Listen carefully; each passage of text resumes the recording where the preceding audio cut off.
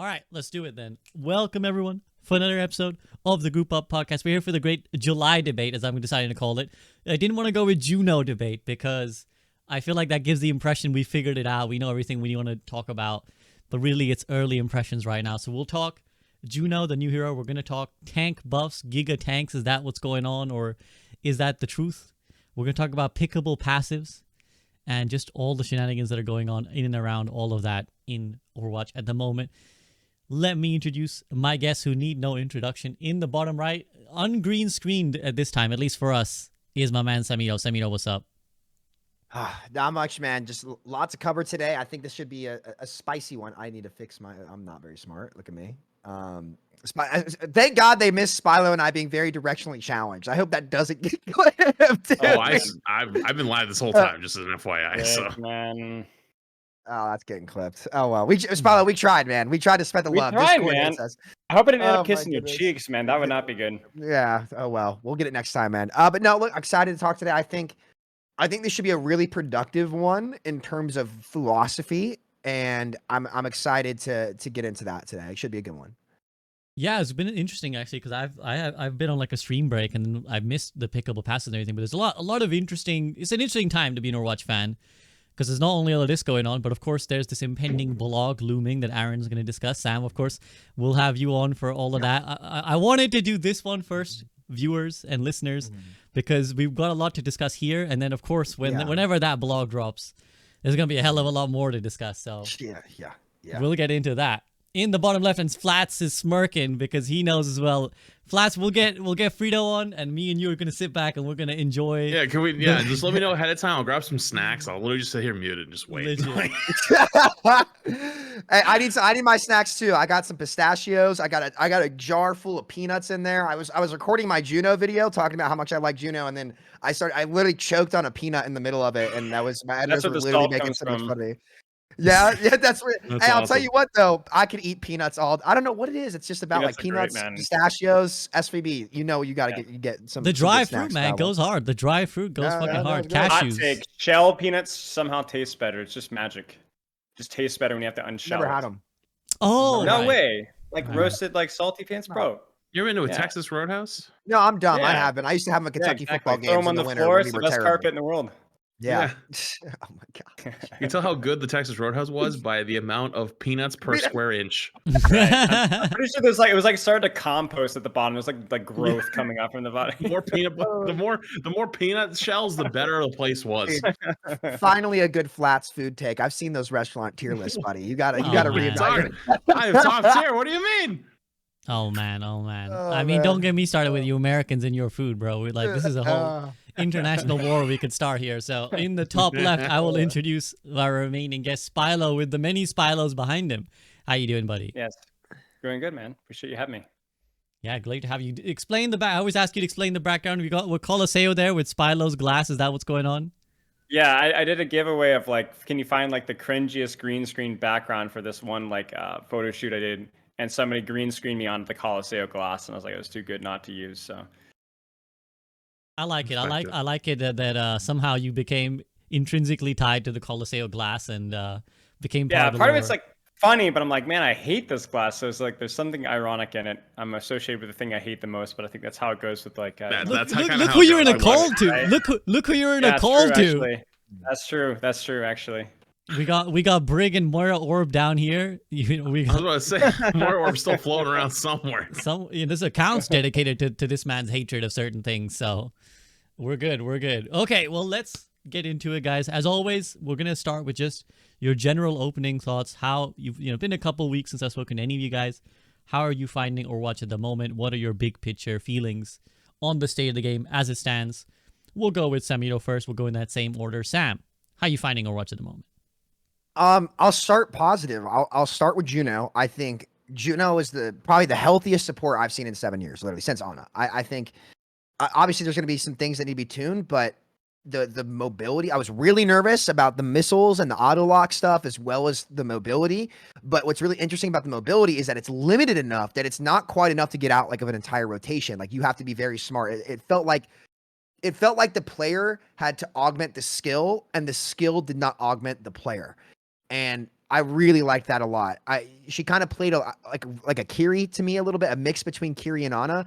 People were saying that Speedring's going to replace Lucio. I think her best matchup was with Lucio, to be honest with you. It felt great zipping around the map as Juno. A lot of thought, a lot of decision making. I shudder to think what this franchise would look like right now if a hero like Juno had come out instead of Brigitte or like BAP or something like that. Like it would, I don't know what the game would look like, but this is why I've kind of defended Alec quite a bit, where people are like saying, like talking about Mwalga and how bad that mirror was and a lot of things like that, where I was like, look, like, what do you want them to do? That's kind of, that's not a design issue. That's like what the game has to be right now if you're solo tanking, as things have gotten tankier and tankier, which I'll talk about here in a second. But I think Juno is great. I think they should be thrilled with it. They can look how to tune her how they want. Shout out to Twitter community notes for community noting that fraud account. I was pissed on that Sunday. I was like, listen, like I know the devs aren't going to do the dirty work, so I'll do the dirty work right now. I'm a cook.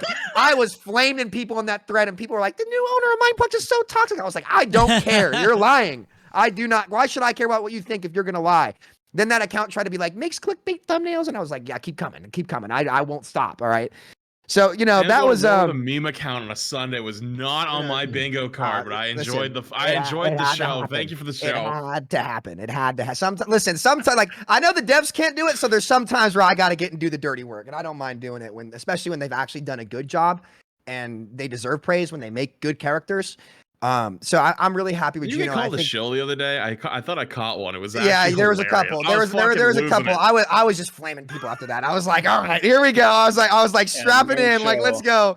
I was laughing at that one. I feel like shill is just a new thing everyone throws out now. It doesn't matter what. It was really funny because the other day I tweeted something like, Overwatch players, I'm begging you, there's other games you can play, because I just find that a lot of people keep playing games when they are no longer finding joy in them. Like you can try other games. There's loads of other games. And some guy was like, is this about 5v5, 6v6, or are you fucking shilling for Blizzard again? And I'm like, I'm literally telling people to play other games, and you're calling me a shill. I'm like, do you want some more lore on that? Do you want some more lore on that? Guess who it was? I hope he's in my chat right now. That was one of my viewers. I fucking cooked him after that. I was like, dude, like SVB fucking cooked your ass on Twitter, and my whole chat was making fun of him. I don't know if Hale's in here. You got cooked, brother. He was like, yeah, I was kind of wrong. And I was like, are you going to say you're sorry? He was like, yeah. Did he apologize? I didn't see. I mute everything I tweet, so I don't know. I literally I tweet honestly, and I mute. Based. I tweet and I mute. Everybody was making fun of him in viewer games. It was so funny. I was like, I just killed the guy that got cooked by SVB. But no, yeah, it got out of hand. But regardless, aside from Juno and that stuff, Pickable Passives makes me double down on not liking role passives. I think, and we'll get to it in a little bit. I won't go into detail right now. I'm not trying to shit on people who sit there and be like, I like fun new stuff coming out. Like if it's fun for a quick play hack and kind of wacky for a couple days, sure, it's content, sure. But a lot of that stuff has made it into the game, and I think that would be really dangerous to put in the game, considering we'll get to them. I'm gonna calm down. Yeah. I think rein yourself in. It's been a few weeks, Sam. I'm very nervous about the direction of making things tankier at their floor. I'm very nervous about that. But the new hero design's good, so we'll see. I'll get to it momentarily. Mm-hmm. No, it's a good summary, and I think it leads me nicely to say Flats. The discussion of tanks and stuff. I saw you were kind of dropping a few takes on Twitter. Oh, by the way, the context of what Samito was referring to, this little Twitter beef, was that there was this viral post that was. It faked basically this idea that Juno was released, and it was like what's that, like 4chan meme where it's like Juno releases, hero comes everybody out, loves pros her. Complain, everybody loves her, but then some esports loser complains, devs instantly decide to nerf, and it's like none of this was true. Like people liked her, but that part was true, but then it was like I didn't see anyone complain, I didn't see any esports losers complain or whatever. And then I definitely never saw the devs say anything about nerfing her. So, yeah, no. Anyways, it went viral very quickly, and then I guess I saw a bunch of other people go in on that account, and then eventually it got community noted. Although I felt like the community note went away as well because I saw the post. It did. It went away, and then it came back. I was like, it was up and down for me. I don't think it went away and came back. I just think it was inconsistently showing up. Like you'd like refresh it, and it was still there. Because I may or may not have engaged with that as well. Oh, really? But, okay. Yeah. Twitter moment. Flats, you've been watching. Yeah. What have you been thinking? How's your feelings? Well, it's. I mean, I was going to say really quick before, just because we're still on the topic. There's actually that's actually kind of like a growing sentiment with some, like a lot of casual gamers, like, oh, competitive players, like they've ruined gaming for the rest of us, because like they look at like Fortnite. Like, did you see like Fortnite Civil War for a few days, like with the whole cars thing, when like everyone was like the whole car meta and you just get in cars and drive around, and like all the casual players What like is this this? is okay, so Fortnite had an update like about a month or two ago where they had a new season, and they introduced like cars, but like they're fighting machine cars, like they're basically like Mad Max style like weapons. And so the meta is to get in a car and fight other people in their cars, because if you get out of the car, you just get run over and you instantly die. Tanks. Yeah, so it became like a car meta, and you're not even playing Fortnite. You're playing basically fucking, Rocket League with guns. Yeah. And so like a lot of like their streamers stuff like, this is terrible, like this is ass. But like the casual players like, I get to run around in a car and it's fun. Like, you sweats are ruining my game. And it was like this whole war that broke out. Like, the pros are ruining our fun. Like, why do we listen to these like nerds? It was kind of, from the outside, it was kind of wild to watch. So it's something we've seen over the last few years. But come back around, thoughts on the game? Meh, I guess. I still think that their marketing team is like run by like an AI at this point. I don't even know what they're doing. It's like non-existent. It doesn't make sense half the time what they're doing. It's like they're not confident in what they want to do. There's not really like a big hope on the horizon, and I think even just like releasing heroes every 4 months is not going to be enough of a heartbeat to keep the game as a growing, competing AAA FPS for the future years. Like, it's going to be okay. It'll just be a slow decline as we go forward. Like, it would be like the golden days are gone if we stay on this path, right? That's at least how I see it. In terms of gameplay and stuff like that, there was obviously the big tank patch, which everyone was like, oh my god, this is fucking terrible. And I agreed, it was terrible, and it's bad for the other two roles. Like, I know support and DPS struggle a little bit more, but I'd be fucking lying if I didn't say that tank didn't feel a lot better. Like, I am fundamentally, I understand where the problem is. I get it. But I also can't deny that when I played it, I had more enjoyment because I actually got to play the game. Is it swung too far? Yes. Should it be two kaijus fighting until one kaiju kills the other kaiju and then they take over the rest of the lobby? No. But like, I don't want to sound like Sam totally here, but like, that's kind of what has to happen with the format of what the game is at the moment. And I've kind of accepted that. And if that's the way it is, this is the way the game should kind of play, and it's way more enjoyable that way. And I mean, I haven't looked into numbers, so this is totally just feeling. I feel like the queue times went up a bunch. My queue times were normally like 2-3 minutes, even at night. Now they got very quickly into the 10-12 minutes in comp. Quick play, even 5, 6, 7+ minutes. When it was always just like bang, bang, bang, bang, bang, always getting games. That hasn't really been happening. So I'm assuming more people are playing tank now, which means that they're having more enjoyment on it. Do I think it's a good thing? Like, the game overall, like, healthy state? I from a balance, something tells me no. But if people are enjoying it and people are playing it more, that's got to mean it's good in some form or fashion, right? But for me personally, am I having much fun? Not really. So I've been just playing a lot of other stuff. I've been playing. I'm going to play Marvel Rivals next week. I've been playing like Stardew and like random one-off games. I played all of Elden Ring. That was like 90+ hours of gameplay. I played like Horizon before that. Been having a great time just doing other stuff and kind of like disconnecting a little bit and just like trying to remind myself that like there are a lot of good things we do have here in Overwatch, but it's also my eyes that we have a lot of bad things here in Overwatch that people don't even talk about enough. I'll give you a good example. I feel like Overwatch is actually a very bare bones game for what it is as a free to play FPS. I played a little bit of Star Wars Hunters for their, like, I got a sponsorship for it. I got paid to play it, be honest. But like, when you open the game, there's a bajillion things that you get hit with, like daily rewards for like logging in. You get a free battle pass, and all those are the paid battle pass, but the rewards you're getting are constant. Like, they keep coming. It's not like, oh, you're working through the battle pass very slowly. Like, you also get individual heroes. Like, if I play a character and I level up that character, I get skins for that character as well as the battle pass stuff. And it's like, there's like a whole tree of like making stuff more powerful, but it's not actually like impacting the game really. It's just more of like the way you feel that you're playing with certain things. And it was like one of those things like, wow, like there's so many like cool little systems here that we don't have in Overwatch. We couldn't even ask for them because we have asked for stuff like that in the past. Streamer mode was a good example. And we were always told, well, if you ask for this, like, you know, you're going to be taking dev time away from something else. And is that worth it? And it's like, you know, it makes me feel like maybe we, as a free to play game, especially, just kind of don't have as much as it should. And it's just basically a revolving door of skins. And it's almost like we're like, for lack of better terms, like ethical NFTs, you know, where everyone just signs into Overwatch to buy all the skins.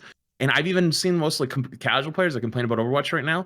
They mostly complain about the skins, like Venture not getting any skins, which I agree with them. I agree with them. Like Venture should have got some, but if like your entire game's content revolves around buying skins and that's it, like, I don't feel like that's a good long-term play. So I'm very mad in the moment. There's goods, but long terms I see a lot of bads, and too early. I don't know. Yeah, I mean, I love you bringing that up. I'll engage with that in a second as well, but I want to take it to Spilo. But before that, I'll just quickly add that this is kind of what my point was when I made that tweet saying like, people just like, if you're unhappy, try other games. I kind of just wish people will just internalize that, guys. Like, if you're like not enjoying a game, it's one thing when you're content creators, right? And it's like maybe your job is tied to it, and you kind of have to a little bit for monetary reasons. But like, if you're just someone who plays Overwatch and you're like, fuck this game, for real, man, fuck this game, go play other shit. Like, I promise you, there's a world of really good games out there. You name some great titles there, Flats. Love Stardew. I started the second Horizon because they just released it on Steam. So I finished the first one. Great game. Second one, I'm liking it so far. I'm not that deep. I need to get to the Elden Ring DLC. I've only played the base game. I haven't played the DLC, but I'm waiting on that. So many awesome, awesome games. A world of fun out there, guys. Try it, and it does give you a better perspective. I've also been hard grinding Dota. So I get your POV as well, Flats, about other live service games. And I'll get to that in a minute. But first, I wanna take it to Spilo. Spilo, I saw you smirking there a couple times. You shaking your head a few times. You kind of like, there's a lot of emotion. I think you kind of want to respond to some of what Sam said, some of what Flat said. So if you want to go on that, go ahead. Or if you just want to give me your thoughts overall on the game, go ahead. I mean, I don't think there's a lot of disagreement here. I think I would be. I don't know how much time we have for that today, but I would love to. Yeah, she's getting her. She's getting her brushing. I would love to have Flat's brain picked a little bit with like the marketing and business side of things. I think that's obviously always a dangerous conversation because we're more in the dark with that than we are with like the balancing side of things, obviously, right? But obviously that's like your expertise, Flats. Like, I mean, you self-made content creator. That's part of your degree. It's part of the work that you did before. And maybe a side note, SUV, but I would love to know because I'm an idiot when it comes to that stuff, right? But I would love to know like what Flats thinks that not the development team, sorry, but the marketing team could have been done better and like what they're missing. Maybe that how affects our general perception of the game. For me personally, I obviously was not a big fan. I was a fan of Season 11 patch, not a big fan of the mid-season patch. Although I do think that in general, like its actual impact on the game has been relatively minor compared to the perception, because I think for me, my big complaint was not that the changes themselves and that they're going to ruin the game and make the game unplayable. We've had that kind of phrase used way too much, but that the philosophy was kind of what concerned me. Like that seems to be like the way that we have to go is that like, okay, we're just going to give tanks giga buffed. And actually, maybe on a side note here, but I actually think that is, if that's something that we have to do in the 5v5 format, we actually have to just make the tank role in general more overpowered, like more overtuned. That's fine. But me and Sam have had this conversation many times. And if that's going to be the case, then you have to make the overtuning in the right way. And I would say a good 2/3 of those changes, if not more, were just straight horse manure. Like legitimately, you could have held me, maybe bet money. And I would say the person that did the Season 11 change and the mid-season patch change either had a Dr. Jekyll and Mr. Hyde moment or was just an entirely different person entirely. Like, who decides that D.Va gets another half second of Matrix? That's what D.Va necessarily needs. It's not even close. Like, it's actually, the if you could tell me what's the worst change that D.Va could get, it would be that. It would be that. The worst change, right? Even stuff like the Ryan shield change. Like, yeah, Ryan needs buffs, but not shield. Like that's not the part of the Ryan experience that feels bad. Like we don't need more pinning backline and holding shield moments. Like Orisa Fortify, you're gonna make it last longer. No, undo what you did to make her slower. Like I hate Orisa, right? But like it just felt like so many of these changes like just totally missed the mark with like addressing pain points and giving the characters skillful counterplay, right, Sam? Like if we're gonna have that, fine, overtuned tanks, make them giga monoliths, but at least give them skillful counterplay. And they just didn't do that. And I think that was my big issue. Is if we have a formatting issue, if we're not going to make tanks like smaller psychological impact, and we're just going to make them these big giga buffed, then fine, give them more counterplay, address pain points, address weak points. Diva Matrix just doesn't do anything. She has the same limitations, the same pain points as she did before. Now she's just significantly more obnoxious, and that applies to pretty much every other tank. Did it make the game feel trash? No, not really. It was a little bit worse, but it's not that big of a deal. It's fine. Made tank players happier, sure. It's a mix-up, sure. I guess for me, it was just philosophically, like really depressing to see that. Like it was really depressing.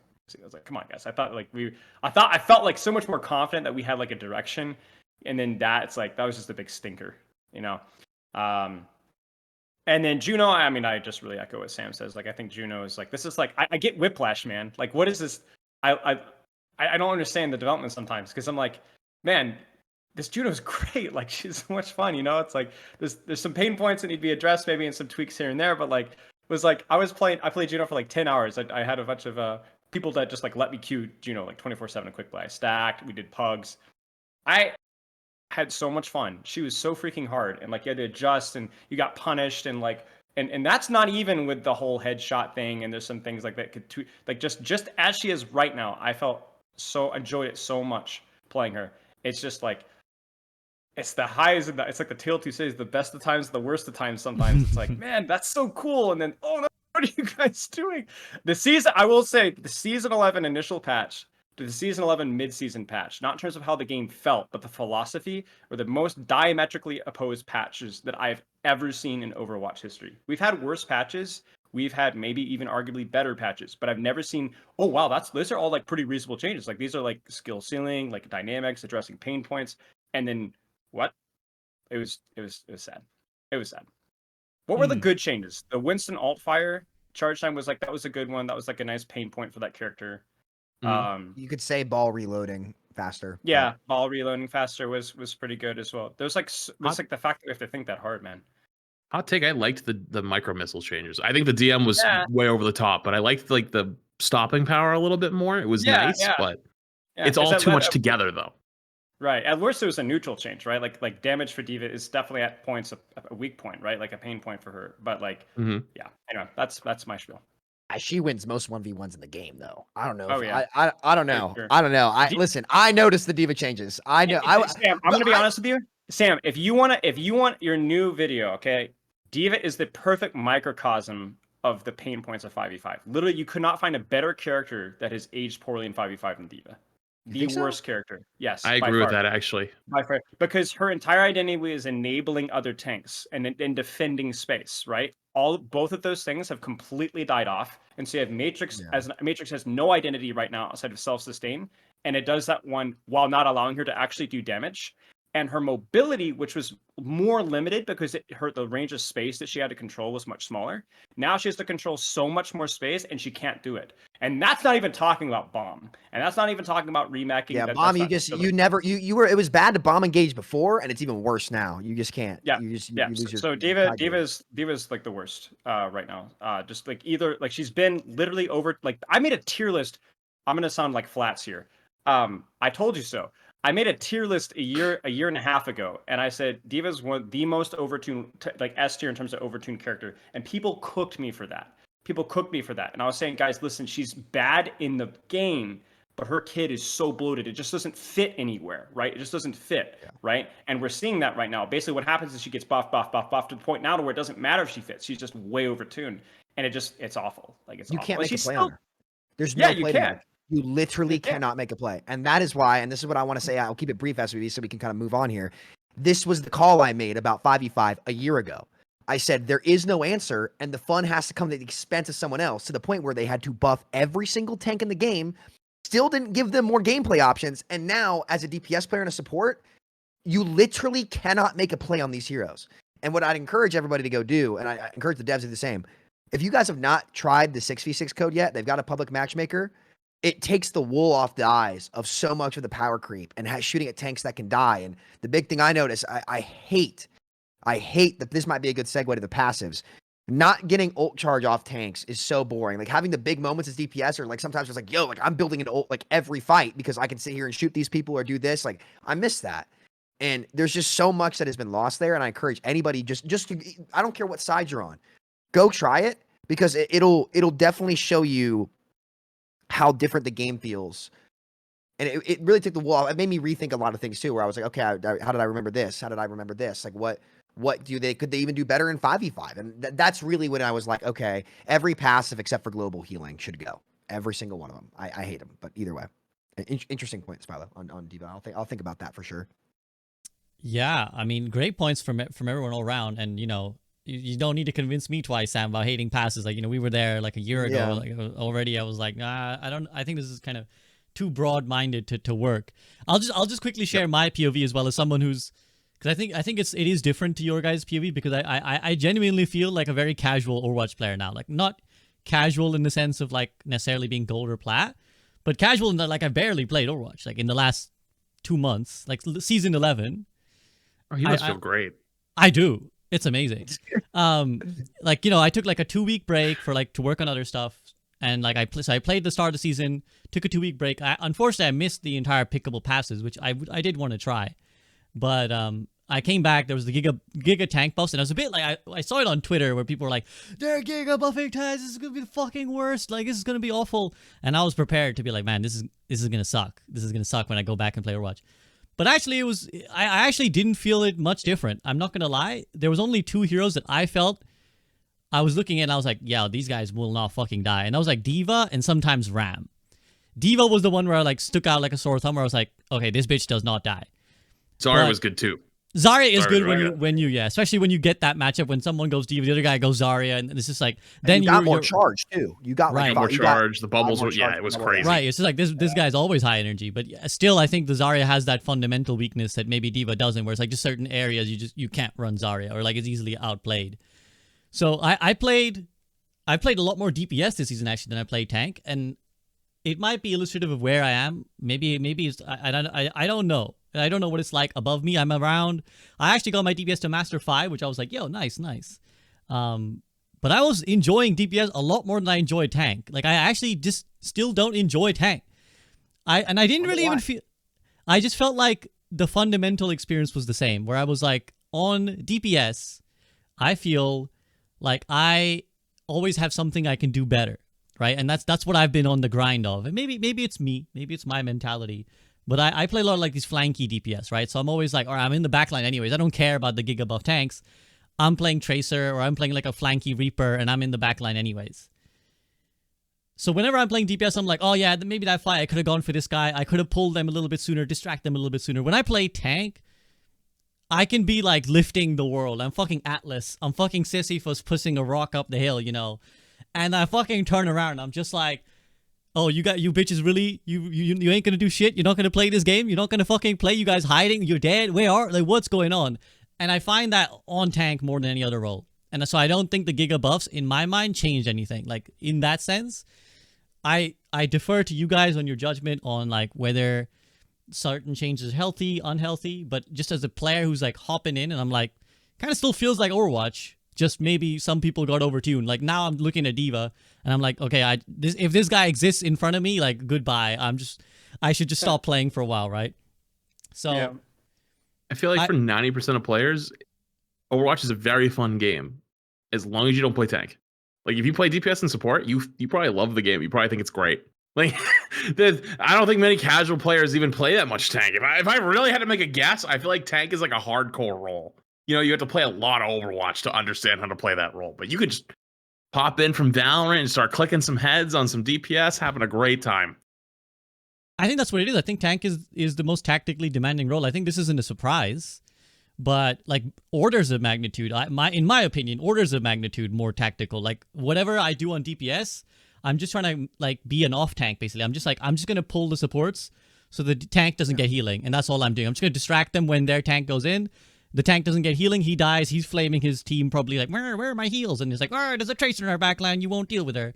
Tank diff in chat after that, too. Yeah, exactly, and then blaming tank diff. But, like, you're right, it's just, like, orders of magnitude harder compared to what you can do just lock in and shoot stuff. It's an anti-casual role. It's anti-casual now. Yeah. With so much pressure on one player, they've talked about this when they announced 5v5. You're gigabuffed with stats now. So if you aren't doing your part or you're getting gapped, it just creates a massive fucking steamroll. And we see them all the time.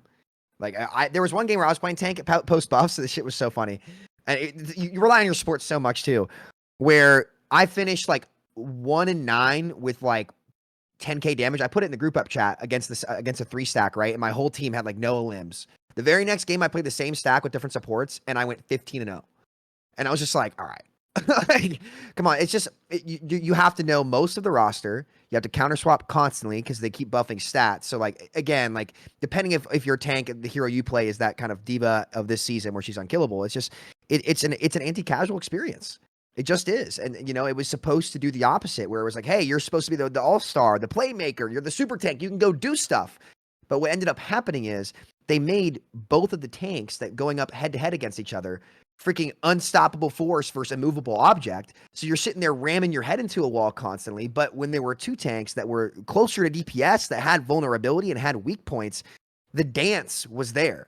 And after playing the 6v6 code, I played every tank. I could play almost anything I wanted, whenever I wanted, and I felt like my decisions mattered so much more. It was better to play into, it was better to play against.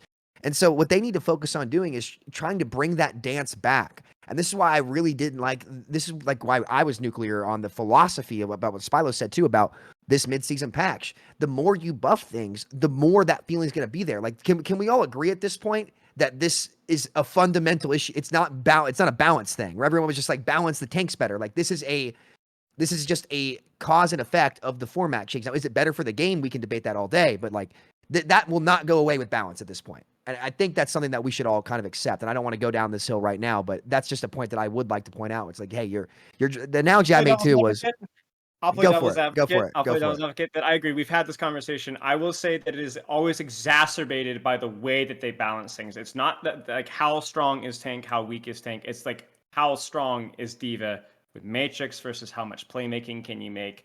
What tank? Like when you talk about like a game balance standpoint, you could say that certain tank designs are more limited because of the format, right? But the problem is that in 5v5, the solo tanks that have the most trouble or are the most troubling to play versus have the most fundamentally flawed, crappy design issues. Yes, but then I would also counter that by saying the format forces a lot of those crappy designs. Okay. Well, I don't agree with that. I don't agree with that. We'll wait till devlog. We won't go too back and forth. We won't go too back and forth. I'll give my opinion, then I want Flat's opinion. We'll just say our opinions. I don't necessarily want to debate them on this issue. Sure. I'll say I'm just a firm believer that any format is balanceable. Like I think like I don't think that there was a lightning strike moment and like we found the perfect bottle that 6v6 was the one format that could work to make Overwatch fun. I think given the right hands behind the wheels, like you could make one support work, you could make one DPS work, right? Like I trust you guys in this call, right? I would be like, I'd happily hand over balancing to Spilo and be like, go Spilo, you go do your thing. You know, I love the philosophy you bring to the game. Go give me a better version of this game. And I think he'd give you a better version of this game. And that's not shade. I know that developers have a lot of considerations, but I do think on par, my POV is that it's just been done badly. Do I think they would do 6v6 badly? Yes, I would also think they'd do 6v6 badly. So I don't know if it's fundamental or not. I think it could be done better. Flats? Can I, before I say anything, what am I actually giving my opinion on, like specifically? Samito's question, which was because I think Samito wanted us to state in the sand, like, are what we're saying just fundamental problems, like to the design of 5v5, or are they just balance problems? I mean, I'd say they're fundamental Overwatch problems. I mean, balancing tank in any video game is legitimately very hard to do. True. I will say, if I took today's balance team versus Overwatch 1's balance team, I would take today's balance team over Overwatch 1's balance team. And I think that if today we went and we snapped our fingers and went back into, say, the 6v6 format, I think today's dev team would do a better job balancing it than Overwatch 1 dev team did it with theirs. So I think there's a good argument to be made that like it could end up being better. I think it's a fair argument, but Do I also think that it's always a good philosophy that they come with? No. I do like that they're willing to take risks though. My original theory was that when I talked to Aaron back in like March or April, he said that they were trying to figure out their regular cadence for like shaking up the game. Was it supposed to be once a year, every twice a year, you know? My idea was like this was their half year shakeup, and basically we are going to spend the next 6 months trying to like hardcore focus on tank and see if we can like make this work. And that's why it was so radically different. I don't know if that's actually the truth though. That's just kind of like my own way I looked at it. Was like this has to have been their logic for doing that. But I think things like the pickable passives is like a great indicator that they want to try new shit. And even if I personally am not a big passives fan, I think I learned a lot from that. And I have a pretty strong opinion on the whole passives thing now because of that. But I would have never had that opinion if they hadn't swung the bat and actually tried it. And I think because they want to try a lot of that stuff, I'm willing to give them more of the benefit of the doubt and trust that if they believe that they can make something work, that they would find a way. They just need to experiment and need a little bit more time, because they're not going to just go silent and pretend like, oh, everything's fine. I think we've hit the point where they're kind of like, okay, we have to kind of admit that we have some problems and we're trying to fix them and we're trying new radical stuff. And so I appreciate that a lot. But I do think there's valid arguments for both sides. Very valid. Hello guys, SEB here, and the Group Up podcast is back, and I'd like to take just 30 seconds of your time to talk to you about two quick things. Firstly, Patreon. If you enjoy the content, then please do consider supporting directly, because Patreon takes only about 10% of the money you give, where YouTube and Twitch take 40 and 50% respectively. So if you'd like to support the podcast, then that is the best way to do so. Secondly, if you're someone who enjoys video essays or detailed analysis of movies, TV, or anime, then please do check out my second channel, The Soak, where I'll be making videos about those kind of topics much more frequently, and where a lot of my attention will go beyond just Overwatch. It would mean the absolute world to me if you guys would check it out, but that's it for now. Let's head back to the discussion. For those who are hungry for more discussions on this topic, again, once Aaron has said publicly that he's releasing a blog soon, so basically I think he already finished it, but it takes a while to localize for the various languages around the world. So at some point this week, we expect that blog to drop. And when it drops, then I'll get the gang together and we'll talk about it. Choose your side. Well, yeah, who knows how it goes? I don't even know what scope Aaron is going for. Like, I don't know how wide is he going? Is it just going to be like quite? I heard simple? It's big. It seems like he's been going big. So we'll see. We'll have a talking like discussion. IO Stuck's documentary of goats big, or are we talking I hope like... not. I think everyone will fall asleep pass, at that point. pass Jesus on that. Christ. Pass on that. No. That was a long. That was a long. No, I think it was like 30 pages. Good for him for writing it. You know? I know shade on that. Like that was great. That was not a shot. Great as educational content, but not from a developer's blog. I think nobody got time for that. But yeah, so we'll have a discussion on that. So I appreciate this, like, more brief touch on this. Yep. Now there's loads to talk to. There's Pickable Pass and all that. But before we actually do that, I actually want to follow up Spilo's initial query that he posed to you, Flats, which is that he was wondering what you meant about the marketing of the game. So actually, let's go there before we forget about it, and then we can discuss all the Juno and Pickable Passive stuff. So what was it that you meant when you said you feel like this marketing team is run by AI? Yeah, I made a note of it. I was going to message him later. I was like, oh, if this is something you want to do after. But yeah, okay. So here's the deal. Overwatch has arguably the worst reputation in gaming. Not company-wise, but as an individual IP. There's not many that I would argue that have fucked up enough times that are still relevant. Sorry.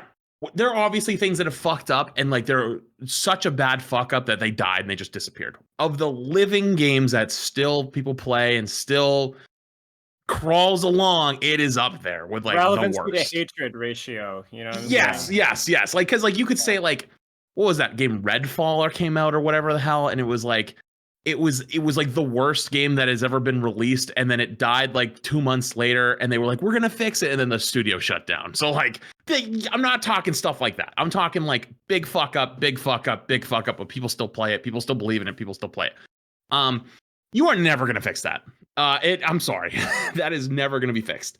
But what you can do is little by little start to, one, have your game be enjoyable. And I think Overwatch to the majority of players is enjoyable to a casual audience. But they also have the extreme fortunate situation that most FPS games that are AAA titles are struggling in some form or fashion, right? Like Apex is fucked at the moment. Even Valorant, a lot of their creators, even though they probably don't know that they have it well, like kind of like, oh, like this is bad, or like games getting stale, whatever. CS2, a lot of people view as a step down from CS, and it's just going to have its same player base it pretty much always had. It'll be fine, but like, I don't think CS is growing right now. Fortnite's even having a bit of a sluggish time. I saw a couple like Ninja talking about Fortnite, and it was like he thinks the golden age is just completely gone, and the reason why he doesn't play with any of his friends like Tim or anyone like that is because they don't want to play that game. Like people aren't playing it. Siege has been going through it a little bit, even though they had Jinxie kind of revive it. Flats, so you have all these games. Can I inject really fast? Yeah. Just to adjust your argument here. How much of it is just the relevancy, like the not Gen Z, but just the relevancy of like the human attention span, where games like have a life cycle? Like how much of that factors in? Like, just continue. Sorry. Well, actually, see, I kind of coming back around. It's like this is like everyone's kind of falling, right? So it's like it's a good time. Like this is Overwatch having an opportunity. But where I'm worried is Overwatch in the past has had this problem where they overpromise and underdeliver, right? But there was like a small good in that the overpromise kept people excited and there was something to look forward to. Unfortunately, when you do that, you make people very disappointed if you don't actually follow through with it. Overwatch 2, aka Overwatch 1.1 memes, it was a good example because they expected the launch of the game to have the PvE in it, but they decoupled PvP and PvE to get PvP out the door faster because Overwatch 1 was in big decline, but they weren't good at marketing that. They weren't good at explaining that because it was supposed to be quote unquote redefining the sequel. So many things changed and it's like people got very confused. How do you fix people's confused perception of Overwatch? Well, one, you need something massive. Like something big has to be going on with the game. And a new hero release is never going to do that. Yeah, you're going to get a lot of people come back, but your game will never grow. It will only retain. And if anything, when you're trying to like just like hold on and you're like slowly losing like people, you know, like almost like if you ever go in the shower and you go like this and like hold as much water as you can, like it slowly just like kind of, you know, goes out. They're kind of like doing that. And so I'm not saying Overwatch should overpromise, but I feel like they've almost come back too far where they're like, now they're scared. They don't want to say anything. And I thought the Xbox showcase was like, that is like your company. You're owned by fucking Microsoft now. Like it probably takes some time to get some stuff out the door for it. But like you have a new hero that's coming down the pipeline. You have a new season coming down the pipeline. You guys got nothing you want to show at all for the next like 6 months or more potentially. Like, and there could be an argument that is like, well, you know, that's a lot of like big upcoming stuff and Overwatch doesn't have anything that's that big. Well, first off, that not a bit of a concern that it's not big, like you're not proud enough or not big enough stuff that you're like, we want to go out and promote it with everyone else. Yeah, is it probably going to get laughed at by other people? Like, oh, like, you know, these games are coming out with all this content. Overwatch is just doing this. Sure, but you still showed the fuck up. And I respect showing the fuck up way more than not showing up at all. And it feels like in a lot of ways, Overwatch has kind of fallen further and further away from that, where they almost don't even want to compete. They don't even want to compete with them. They're like, oh, we're just going to do our own thing over here. We're just going to pump out, you know, our skins every season and our heroes every season, but it doesn't go any further beyond that. And how do you even get people to really come back to a game? There has to be something to talk about. There has to be cool shit. And I think one of the biggest things about it was cinematics. You have to get people excited about your game and people connected to your game. One of the most powerful things in marketing is emotion. And Overwatch's emotion is fucking gone. I feel like the game does not have much emotion anymore in any aspect. We don't have pro play really anymore. Pro play is, in my personal opinion, kind of a shit show now. There's a lot of potential, but it's not really gone anywhere. And there's a lot you could probably talk about in that department. I don't want to go into it right now. But even like high level hypeness, like of like winning a world champion or something like that, that's completely gone. So that's like competitive side. You talking about on a lore side, well, their whole lore team basically got laid off. So whatever they were cooking up is probably toast or never going to see the light of day. And then you have it really hit hard with like Venture. When Venture released, like we got like what, like that very short kind of like nothing against them like that, like not like the comic almost. It was like a I don't want to call it cinematic. It was almost like a trailer where they were like trying to like elude a little bit more. And then there was like a 13-page comic that came out, and that's it. And then nothing.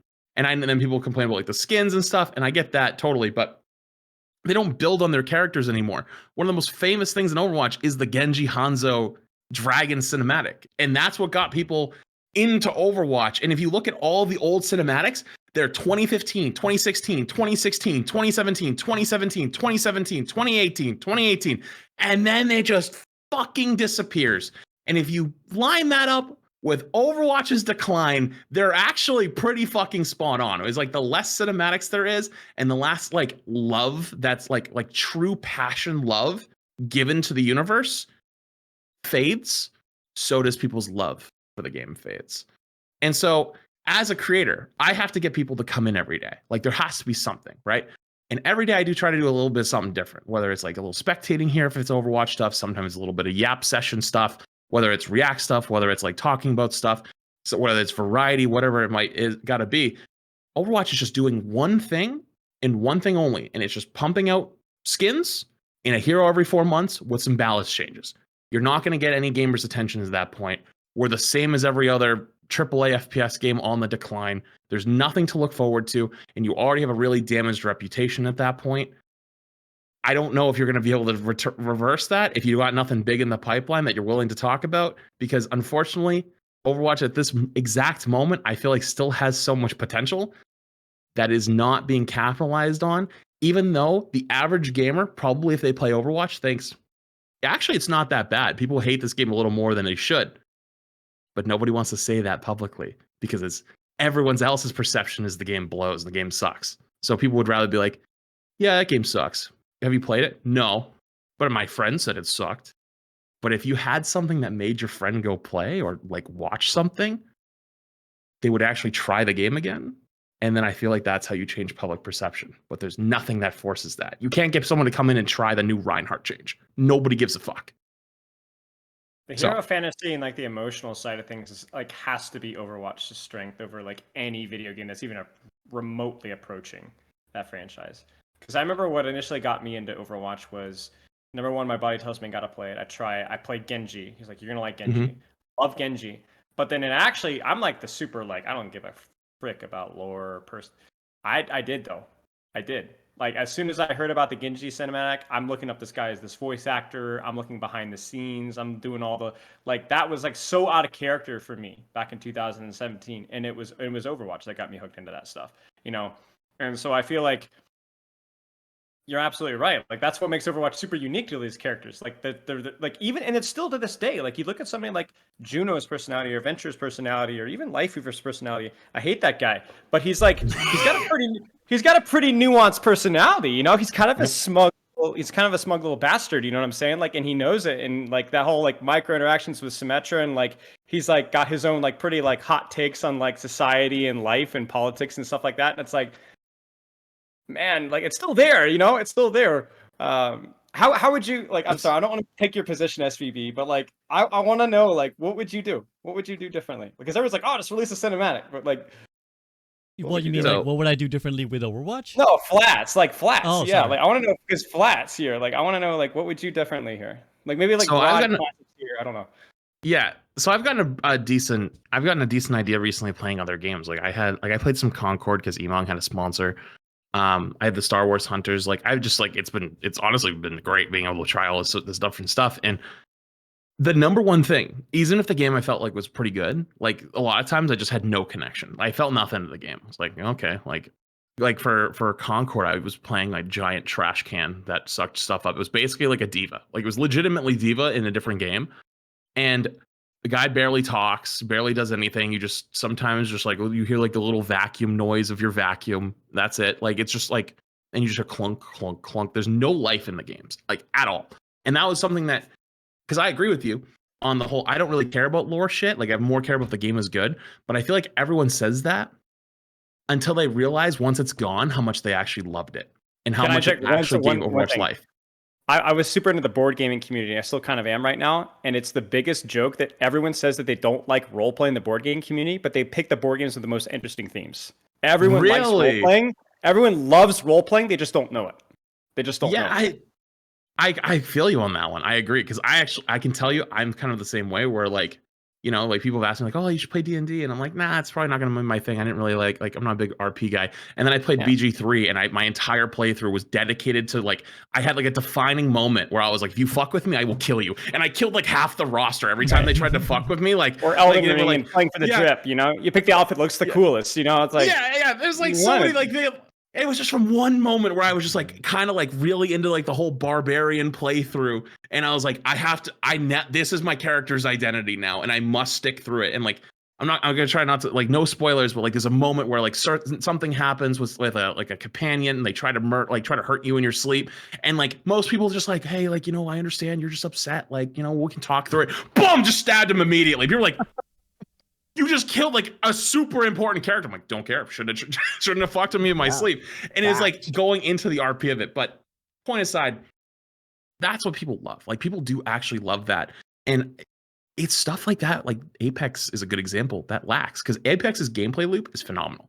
But like they try stuff with their characters as well, but it doesn't hit nearly as hard or as well as Overwatch. And especially like Sam talks about a lot with like the art style of Overwatch and skins and stuff like that is so good. And that's why all the casual players, their whole content revolves around buying skins. That's all they do. Like that's their content. They don't care about balance. They don't care about all this shit. They just want to load up, pick Kiri with their favorite skin and run around the map.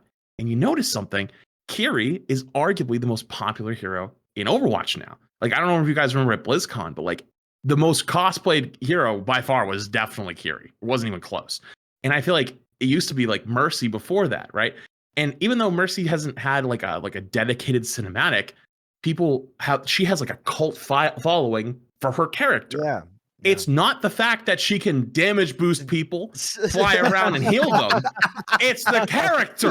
Like people don't give a fuck as long as they can spread their wings on their cute character with their great skin and go like wee, like they're having. And a then blast. Genji's just double dipping, Yeah, it's great. To add on to that, Flats. Go ahead. Yeah. You finish. No, you go. You have to bring that life, and like there's so many ways you can kind of do it. Whether it's like investing in your in-game stuff, like the PvE being canceled is such a fucking disaster because like that was a great opportunity for them.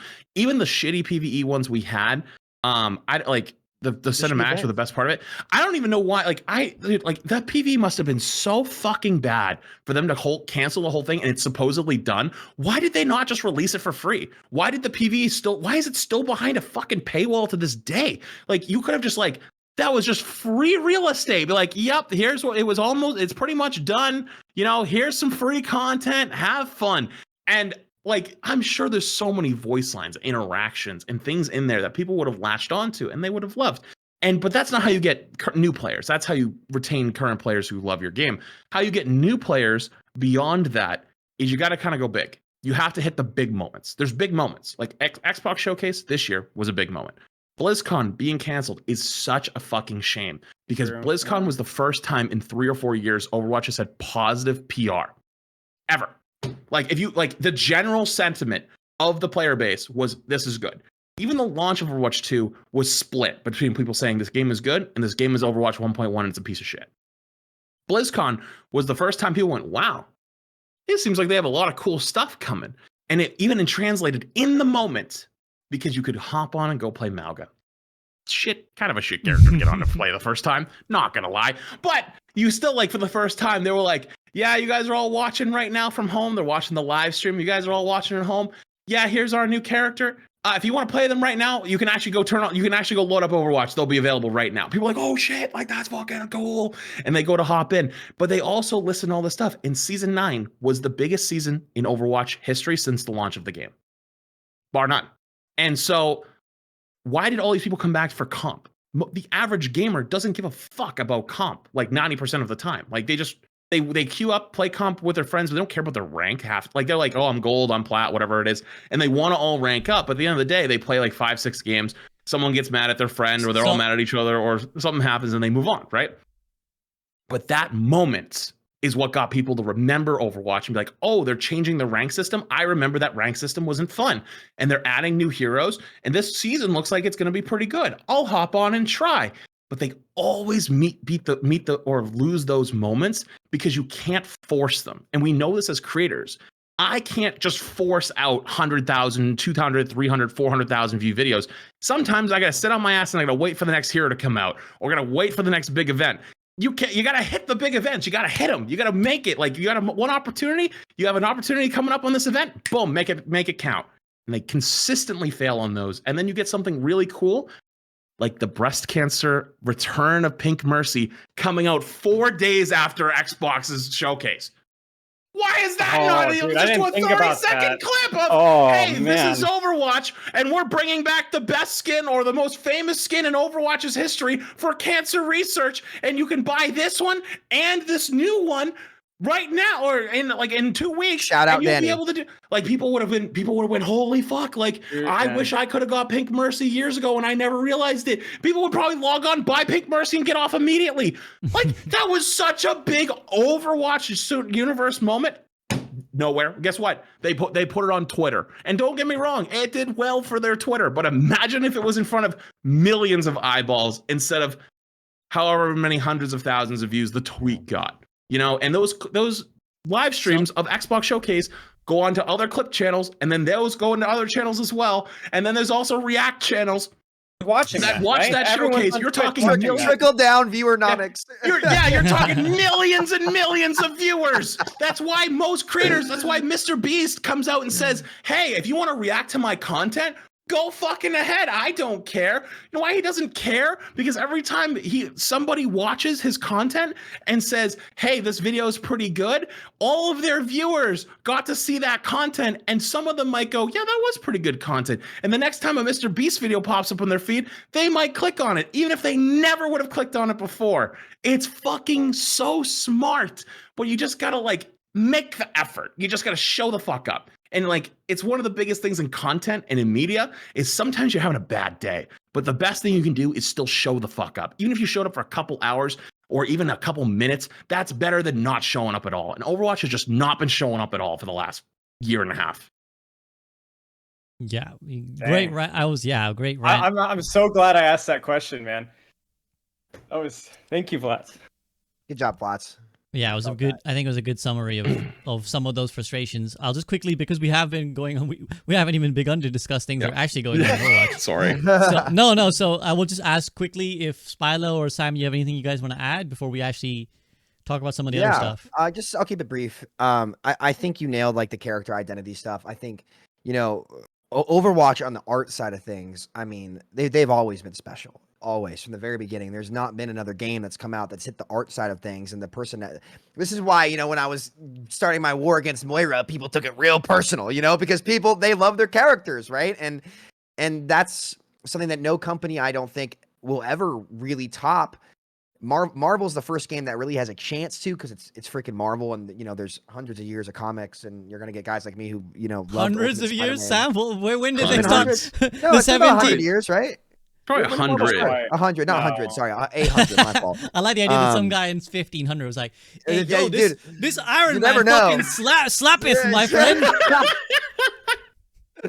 Who knows, man? You never know. Maybe somebody did, but no, it's got like 100 years of history, right? A long time, and even then, like, I still feel like Overwatch, just from a writing perspective and like what you feel in the game with these characters, you know, it's art. It from the game engine to like how you interact with the map. Like, there's never been a game like it, which is why I hope they start treating Overwatch more like a game engine rather than just, you know, a franchise, right? If that's possible at all, investing more into things like the workshop, because I found it very interesting that, you know, people making comments about Fortnite not really doing too well, but if you look at the players and like a lot of the organic content they built on UEFN, which is where all their marbles are now. I mean, 40% of their shop revenue goes to UEFN, and they've got like $100 million grant pool for projects, including UEFN that are in Unreal 5, whether it be education or whatever it may be. Like, they're taking it really seriously, and I'm betting on them, to be honest with you.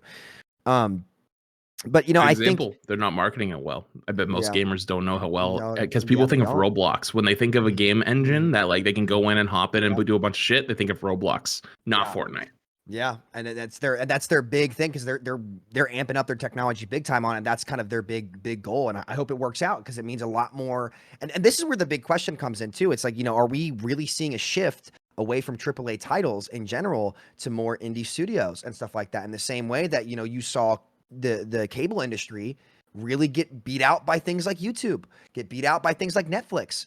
Is this the big shift? If you think about this from like early 2000, like the Blizzard golden era, like 2000, 2010, even like, mid 2015s. Shit, we're getting old, guys. I hate to say it, but we're getting there. Sam, the YouTube thing goes so much deeper than you know. I can tell you off stream. I don't want to tell you. Yeah, sure. Please let me know on that. Is this another big shift in the world that we are? And this is one of the big reasons I want to be a content creator, guys. Like, we're riding the wave. We're on the front lines. Like, this wave is crashing down. We got our surfboards on top. And I think that some of the marketing stuff that Overwatch can do, I think season 9 like was a big example where it's like, from a science perspective, I think the change in health pools is super, super dangerous, and there were definitely a lot of things left behind. But like the new rank system, my buddies got on and all played stuff like that, really hitting those moments home. And I think they have a chance to do that. I've said this for a while. They need to drop the Overwatch 2 branding, leave it behind you. Right, Overwatch as a franchise is so much more than Overwatch. Sam, that will never happen. What do you do? Okay, what good does it do to just come out and go, hey, we're just rebranding as Overwatch? You don't do it randomly. You don't do it randomly. You don't do it randomly. You do some kind of big update. You do something big. You have to save it for later. I wouldn't say just do it right now for no reason, but like they should plan to like leave that behind them, because really, what kind of an update would it need to be? Just curious.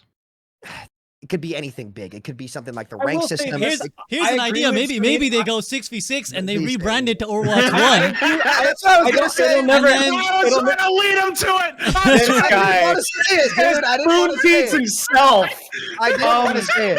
I didn't want to toss myself at alley-oop, but when you guys throw me under the bus like that, I will. That would be the easiest one. I will say this. This is like such a goofy nitpick, but it's funny. I freaking hate having to put Overwatch 2 in my YouTube titles. Just let me say Overwatch. Oh, I know. Everyone knows what I'm talking about. It's just Overwatch. Does anyone actually say Overwatch 2?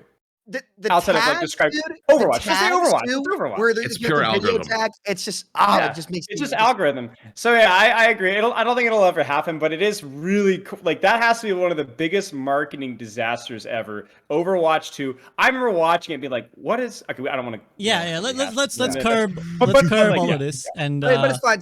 Just to add on and close it out, I think that if Blizzard should show off more of the art stuff that they do, because that's their wheelhouse. That's where they're great. That's where they've always been the best, in my opinion. I don't think they're anyone so does good it at it, and they're so passionate too. Like I remember when I got invited to LA and talked with some of these like the art developers and stuff, and that was like the best. I don't even care as much about like the art map design stuff as much, but those guys freaking love their work and they're so excited about it, and they don't just do it because it's like, oh, AAA gaming studio. It honestly felt like, I don't know what to compare it to, because it's not like I go around to a bunch of game studios, but like it like you could have blindfolded me and told me this was like an indie studio and I would have believed you. Like those guys like really care about like the work that they do, and they really care about the design that they do, and the work shows, right? The effort shows in that side of things, and the whole hero fantasy side of things, and the personalities and the voice lines. And I've got one of the developers likes to jump up in my chat sometimes, Kyle, and he does a lot of like the animation stuff, and he loves his job. Like he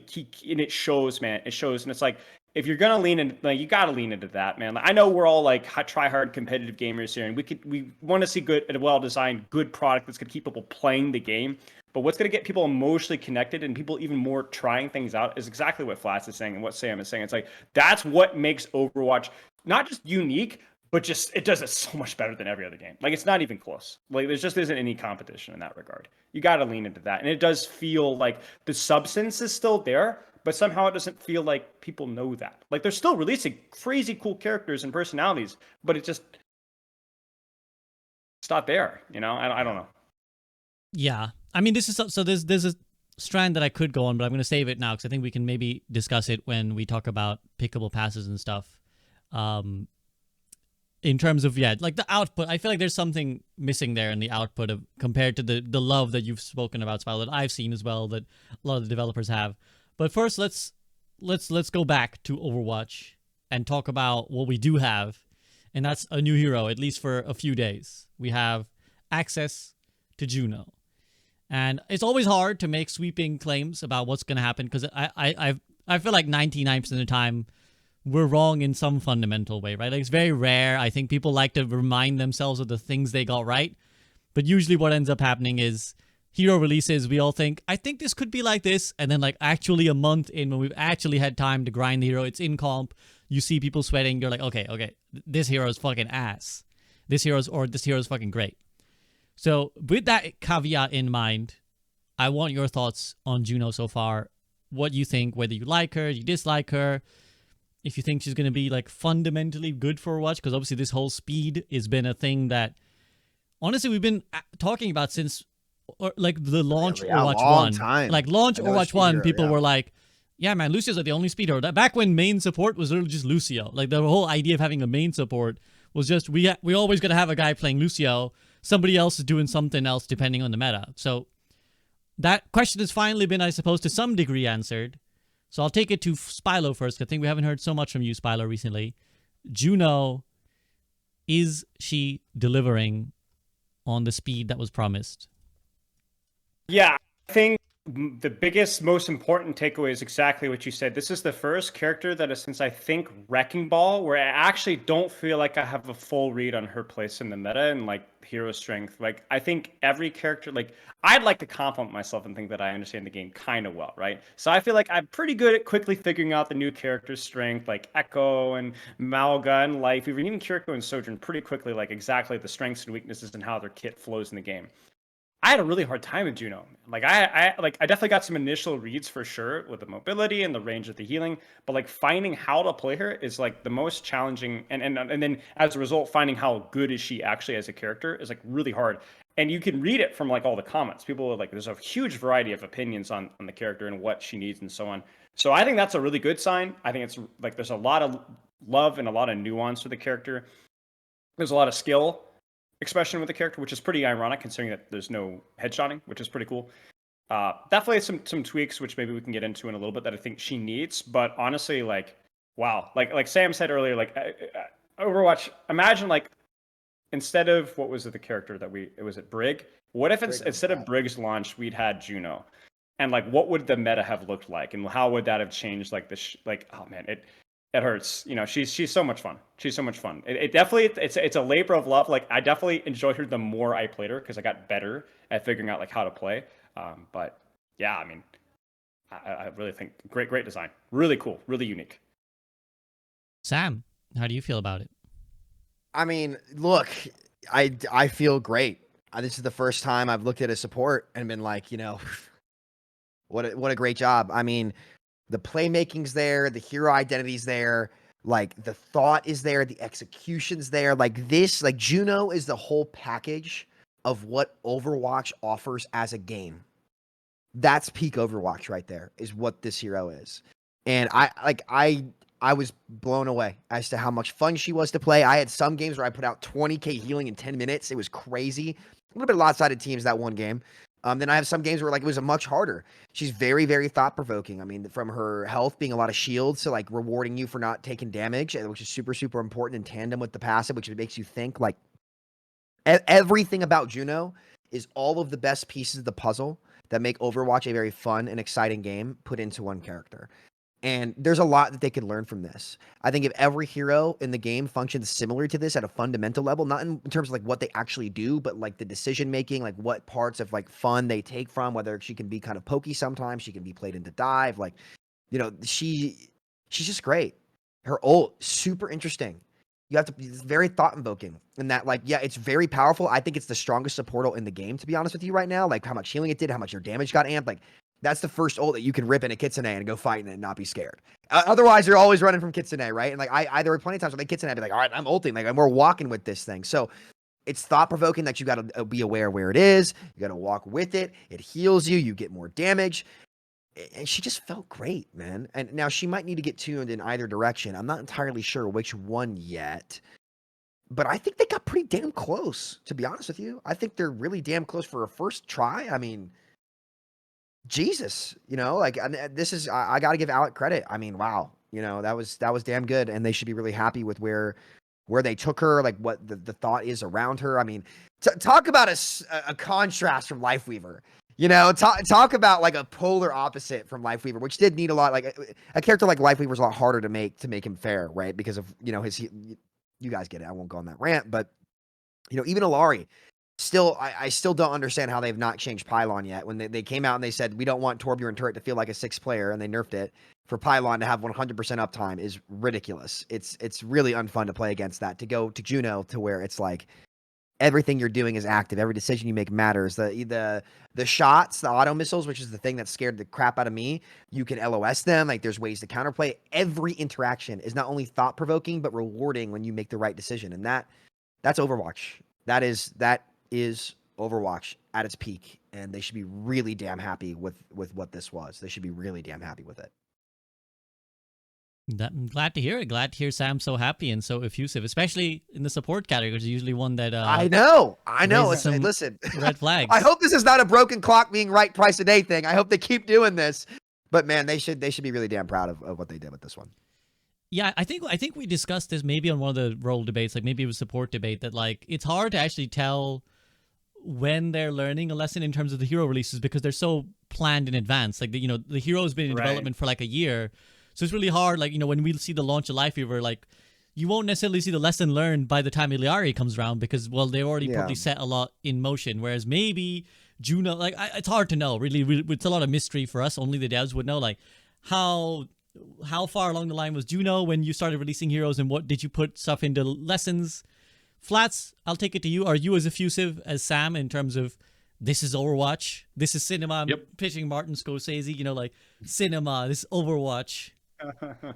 Yep. I unironically think that Juno might be a bit of a skill check character to a lot of players. It is scary the amount of people who are like, oh my god, they're terrible. Like they need buffs or like this character's just bad. I'm like,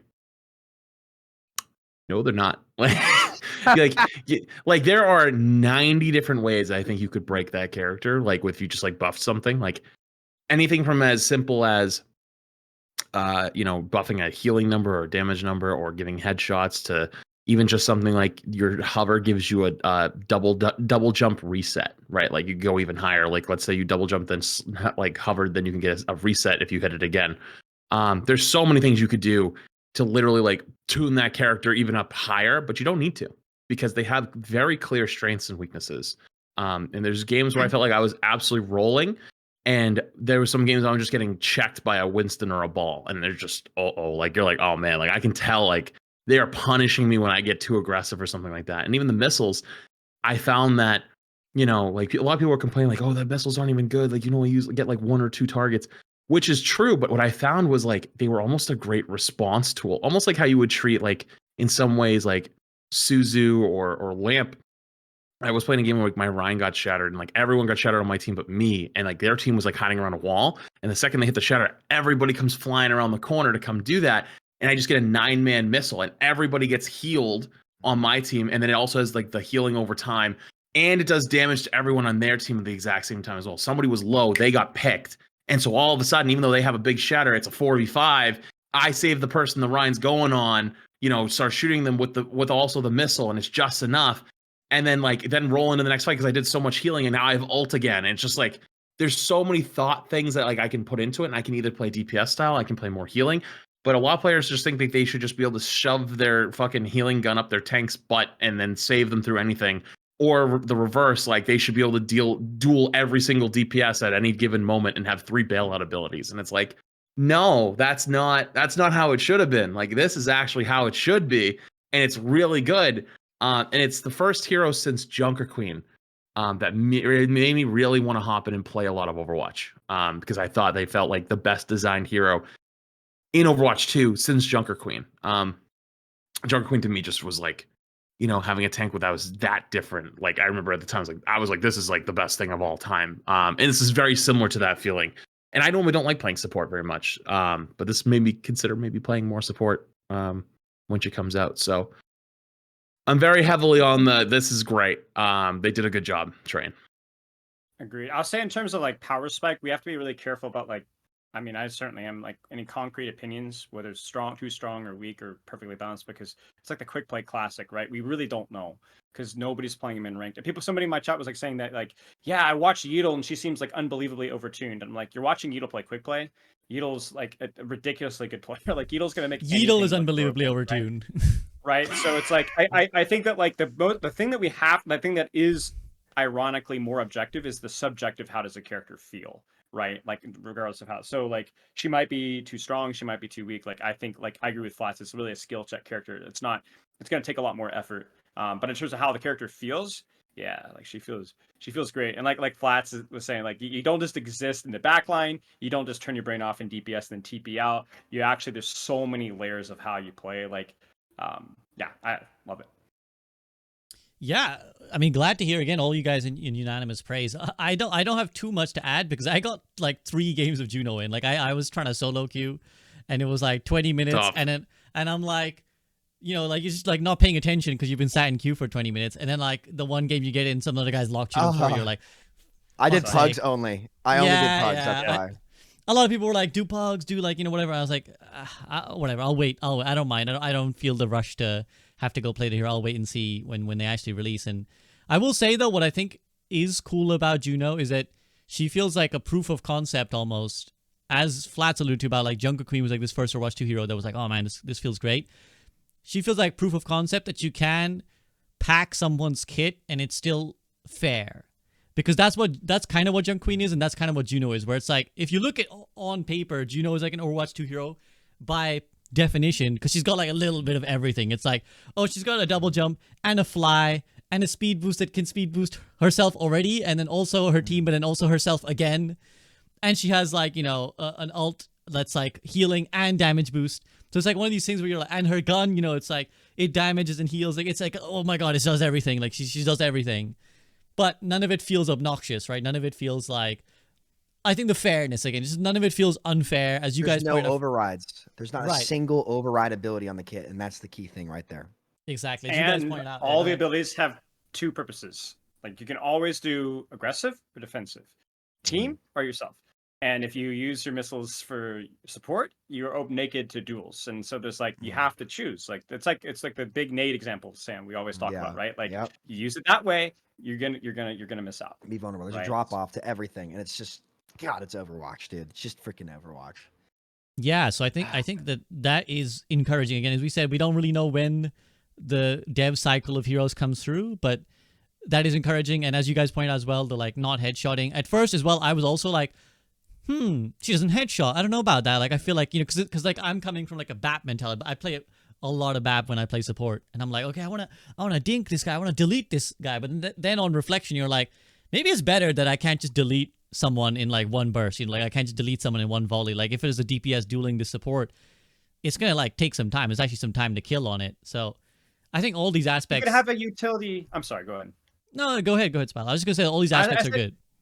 Yeah, it proves to me that you don't have to have like an aim reliant character to have a nuanced support design. I think that like a lot of people are like advocating for like, oh, Life Weaver and Mercy. Well, they're just more like utility supports. Like we don't always need an aim support. But to me, I'm like, yo, they can make a support that doesn't feel quite as mechanically reliant, but has just as many decisions, just as much game sense objectively at a higher level. Like it's possible, right? We could do that. You could have like the Winston or the Reinhardt of supports. You know what I'm saying? Like there it is, right? At least in theory. Well, I mean, it's a little bit harder. I think it's a little bit harder than like a Winston or Ryan. Like you do have to, you know, especially with squishier targets, you are gonna. Right. It's gonna be. I'll be primal rage for Winston, but you know what I'm saying. Yeah, well, yeah. I'll be curious to see how players in gold, like how successful Juno is. I do hope. I'll throw it out there. I do hope that her success in gold is no bearing on how the hero is treated, and I think that if you are in gold and people are like, man, Juno ain't working, I hope that doesn't change anything about you. I hope we don't suddenly see some like ridiculous tuning to be like, well, maybe she needs to have 50% win rate in gold. So I'll be curious what that happens, but let's just keep going on this line. It sounds like everyone's pretty happy. I haven't really seen too many people unhappy. Like I haven't seen someone be like, man, this is obnoxious. I haven't seen any practice range clips of like, look at this, look at what you can do. But you know, Did you see Derpies? Derpies had me dying. Yeah, that was Derpies so funny. was funny. No, what was it? He picked Widow, got tractor beamed, damage boosted and nanoed on the tracer, and then fucking one shot her in the body and goes, oh my god. It was really funny. Yeah, I feel He like goes, oh my god, what? People So have started. Before we move on, yeah, go ahead. really quick, because Dante's not here, I feel like I'm gonna step in really quick. If you agree or disagree, I want to stamp Juno with the honorable stamp. The honest hero. Honest hero. Honest. Do we all agree? Honest. Yes. Honest hero. Honest hero. Okay. Fucking love Thumbs Dante, up. dude. Caesar says thumbs Oh up. my god. Yeah, I think good job. You know, we spend a lot of time criticizing the dev team, and of course, there is no homogenous dev team. There's a lot of different departments, but Yeah. good job. I think everyone seems happy, basically, which is The always whole a good thing, the art, the lore in game. It kind of reminded me of Doomfist's first trailer. You guys remember when, or maybe was that Orisa where they put the punched wall in Numbani? It was Doomfist. Did Orisa come out, or was it Doomfist No, that came out? you're right. It was. It came out Orisa. Everyone thought it was Doomfist, and then it was Orisa. Yeah, I So, think you're right. I think you're right on that one, actually. yeah, yeah. Yeah, and though. I think, and you know, to be a little bit cynical, also another very cute girl character, which people love. Like people fucking love the. Hey, Juno's gonna be selling some skins. Okay, let's Yeah, not beat I around mean- the bush here. Juno's gonna be selling some skins. Her design genuinely is adorable. Like I really like the little crescent, like the hair color. was You know, like good. the It was color, good. which is like the shape of the moon. The voice acting seems really good. Like I really Yeah, like there was the a voice line where acting. she kills May, and she's like, "Sorry, Auntie May," or something like that. Sorry, That like was and yeah, cool. You know. it's always nice as well. You get like these. I think Overwatch used to do this a lot, where new characters would like connect with old characters in some way. Like I'm not averse to characters like, let's say, in Iliari, where like there's no relation to anything. I think that's cool too, because I do want to see that explored. Like now I'm curious, like what happened in Peru and like what happened here with this like Sun Warrior people, right? But it's also cool when you see like, you know, Ana releases and you're like, oh shit, this is Farah's mom. What the fuck? She abandoned her. Like, you know, all that stuff. And it's cool to see like, oh, she knows May, or like they have this history, and like what was going on with this, like potentially Juno's mother. More stuff that goes back to the lore thing. We won't go right back into like, you know, explore the lore. Come on, guys, you know, let's make some cool stories happen. But I like those elements. These are all the elements I think people really gravitated towards Overwatch 4. Okay, so that's good. That's a good thumbs up. How are we feeling about the pickable passives now? So again, I will have to I have philosophical thoughts on the pickable passives. I don't have detailed thoughts on the actual specifics of what happened. So I will need your guys' opinions and expertise on your verdict on the pickable passives. I'm going to go to Spilo first. Spilo, pickable passives, are they poor or perfect? I'm trying to stay with the P's. Problematic.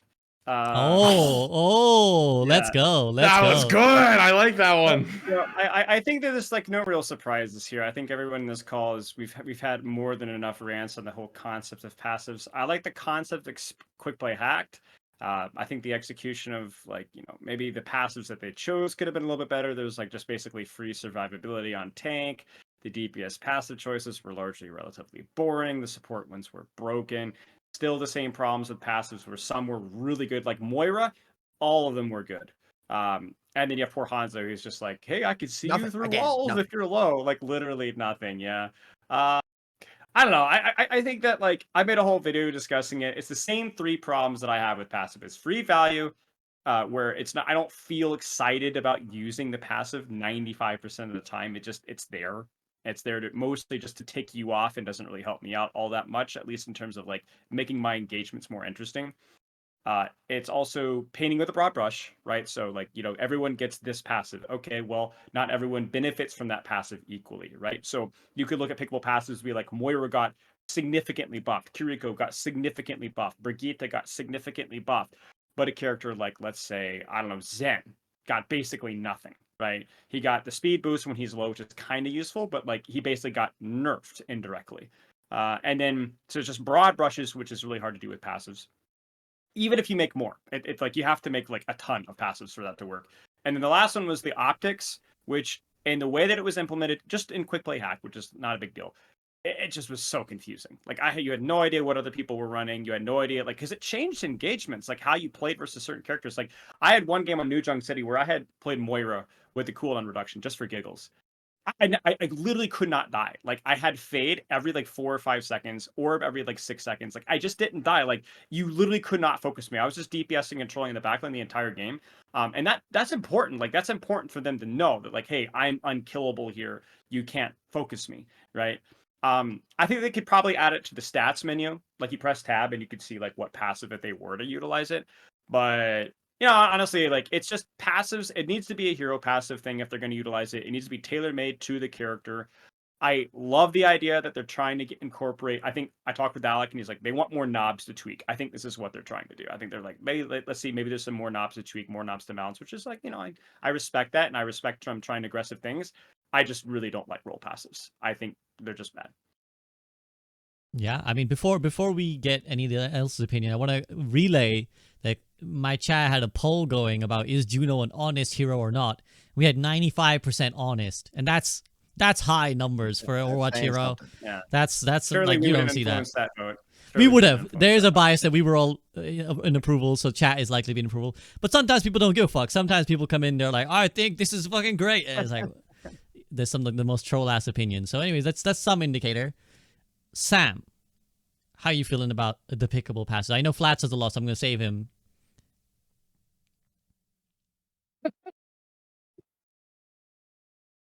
Can we stop doing this shit? Yeah. Look, every health pool is what it is for a reason. Uh-oh. Every cooldown is what it is for a reason. Every heal amount, all of it. It's all where it is for a reason. There is no way to healthily implement global changes and choices like that at a broad level for every character when they're all designed to do different things. They're all going to benefit. Some are going to benefit way more and some are going to benefit less. If a character needs a passive, give it to them specifically.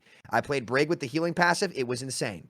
It completely undid the DPS passive, which remind me why we had to put that in the game post season 7, because healing was so broken that there was just no DPS queue times were instant. It was unplayable. Ramatra with the cooldown reduction was insanely OP. Insanely OP. Diva with 500 armor that's been gigabuffed. Insanely OP. Lucio amp healed and survived my Echo Beam. Are we serious? Like, I just... Winston, did you play Winston? You could jump in, bubble, you'd get low, you'd jump back out, and you'd go right back in with bubble like 2 or 3 seconds later. Like, Winston I did was not a big try surprise to me. Monkey. It's crazy. Look, it's cool for like a couple days to get silly and wacky April Fool's style. That's totally fine. Totally fine.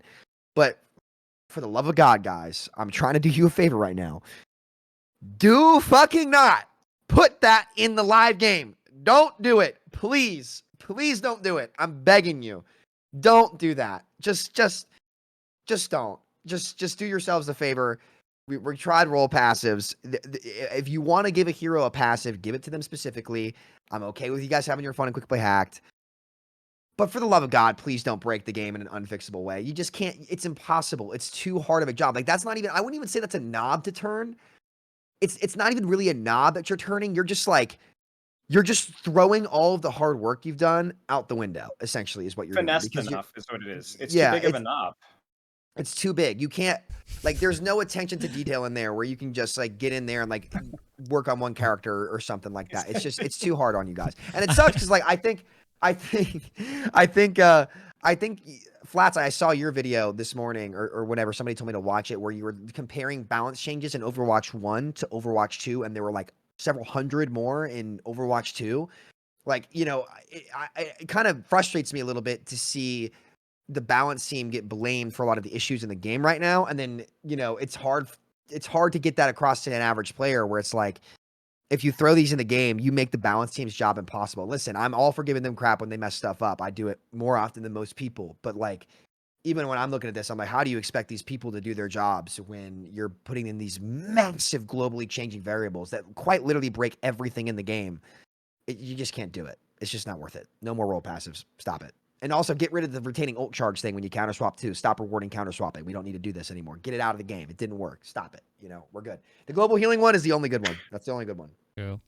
No, 100%. I mean, you're preaching to the choir on that one. I just rattling me up now. This is my version of this is my 9/11, my 66.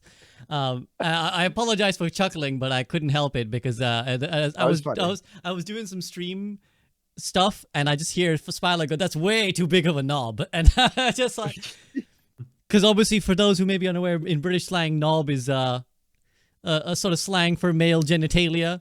So just hearing Spilo be like, "It's way too big of a knob," just out of nowhere, I'm like, we're salt when we need him. We're salt when we need him. I'm sure he'd have some words. I'm sure he would have picked up on it too. So, Flats, the pickable passives. I think I know where you're going with this, and I think I know how I'm gonna vibe off of you. But go ahead, hit me. It was a fun event. I enjoyed playing it for a few minutes. No, I played for a little bit more longer than a few minutes, but very clearly, obviously, the biggest flaws you notice immediately is some heroes benefit extremely well from it, some heroes don't. All that's been said, so I'm not going to repeat anything that's been said. I agree with pretty much everything that's been said so far. Here's the problems. One, I would say really quick for Sam's thing, because Sam was talking about how it's hard to balance every hero, and whenever we have the war next week, my biggest argument, by the way, is going to be that healing and damage is still way too high in current day Overwatch, and that's one of the biggest problems that we still face. This kind of exasperated it a little bit with the whole, the healing passives and whatnot. But I also just don't like passives. I think passives are good, and I think Aaron made a great point with his blog that he came out before the tank patch. He came out and said, listen, we have come to the realization that passives don't move the needle enough. Even if they do, people don't feel like they do. And that even if we make major adjustments to passives, players don't feel the impact. So we're making adjustments to passive and to individual heroes, which is kind of why I think they went with the 16, like the 200 shield adjustment, because I think Ryan is probably a very dominant tank right now in the metal ranks, and they didn't want to like buff him too much, but like they had to give him something because everyone's getting something. It was one of those situations. That's my running theory at the moment. But I think back when passives first got introduced, like not like the Genji Tracer one, but like when they originally gave Ryan the CC passive in Overwatch 1, because he was getting booped around so much you literally couldn't play the game. And they were like, well, this is supposed to be a big, heavy hammer character. We'll give you a passive. And that was, to me, at least, when they really started to kind of like bring in the idea of like, like, if we gave these certain heroes these abilities that make sense for the character in their like what their idea is, almost like hero fantasy, then that would be okay. And then we kind of just started to go off the rails really quickly. The whole passive of ult charge, and their whole logic behind it is like, oh, people don't even really swap anyways. That ended up not being true. It never got walked back. I think the healing passive is fine where it is, but like even the CC passive for tank, I don't like it. I think it's bad. I think certain heroes should have the CC passive stronger than others, if anything. So I think like Ryan should probably have the strongest because he's like the slow get close hammer. And then like as you go up to like your Winston divas, like it shouldn't be 50 or 40. It should be like 10 or 20 or something much smaller. Because like, yes, like Winston has to be up close to do damage, right? Like I understand like wanting to have some CC immune or CC reduction because these characters have to engage close, but they also have hyper mobility. So it's like they're not all like they have tools to still get in there. While Ryan has to basically put his life on. Huh? Can I interject real fast? Yeah. Sorry, I just remembered something. I apologize. The funny thing about the CC thing too is it's so overrated too, because I played a little bit of Wrecking Ball with it. And the thing that screws Wrecking Ball is like the engage gets screwed up, right? Or those moments of fragility. And the CC thing actually didn't help with those that much. You still got whip-shotted, you still got hacked out of your slam, or you still got hindered. Just because it lasted like 0.25 seconds longer, you would either still die or you still would screw up your engage. So it was like it didn't. I need some way of outplaying that. I don't need it to if you hit it, you hit it. I should get punished for that. But like, yeah, sorry, go ahead. Or you even live, but like you're so low HP that you can't do anything for like you're basically a spectator until either you get healed up, which you probably can't, or you're running the health pack, so you're out of the fight for 6, 7, 8 seconds, right? Like it still fucks you up enough. And then it's like not every hero needs a passive. At least like I don't think they do. If you wanted to go the route of giving every hero like a passive tree, right? Like let's say like you go Apex style where like as throughout a match you can level up. Like I talked about my idea of it like sometime here is like basically to discourage counter swapping. As you play through a match, you can build up your hero more, but when you swap, either you like lose a lot of that or lose all of it or lose a percentage of that, and so like you gain a better matchup but you don't have as strong of a character anymore, like something along those lines. But the problem is though is just like that would take a lot of work. Building passives for every hero in the game, multiple passives for all those heroes, would take a lot of work and a lot of balance and a lot of testing, and it would be hard to probably balance as well. So I can see why they haven't done it, but the like broad stroke passives just aren't good. And like when they are good, it's just like they're too good. but like you don't even notice that they're good as playing it. You more notice it on the opposite end, so it becomes something that's more frustrating to play against.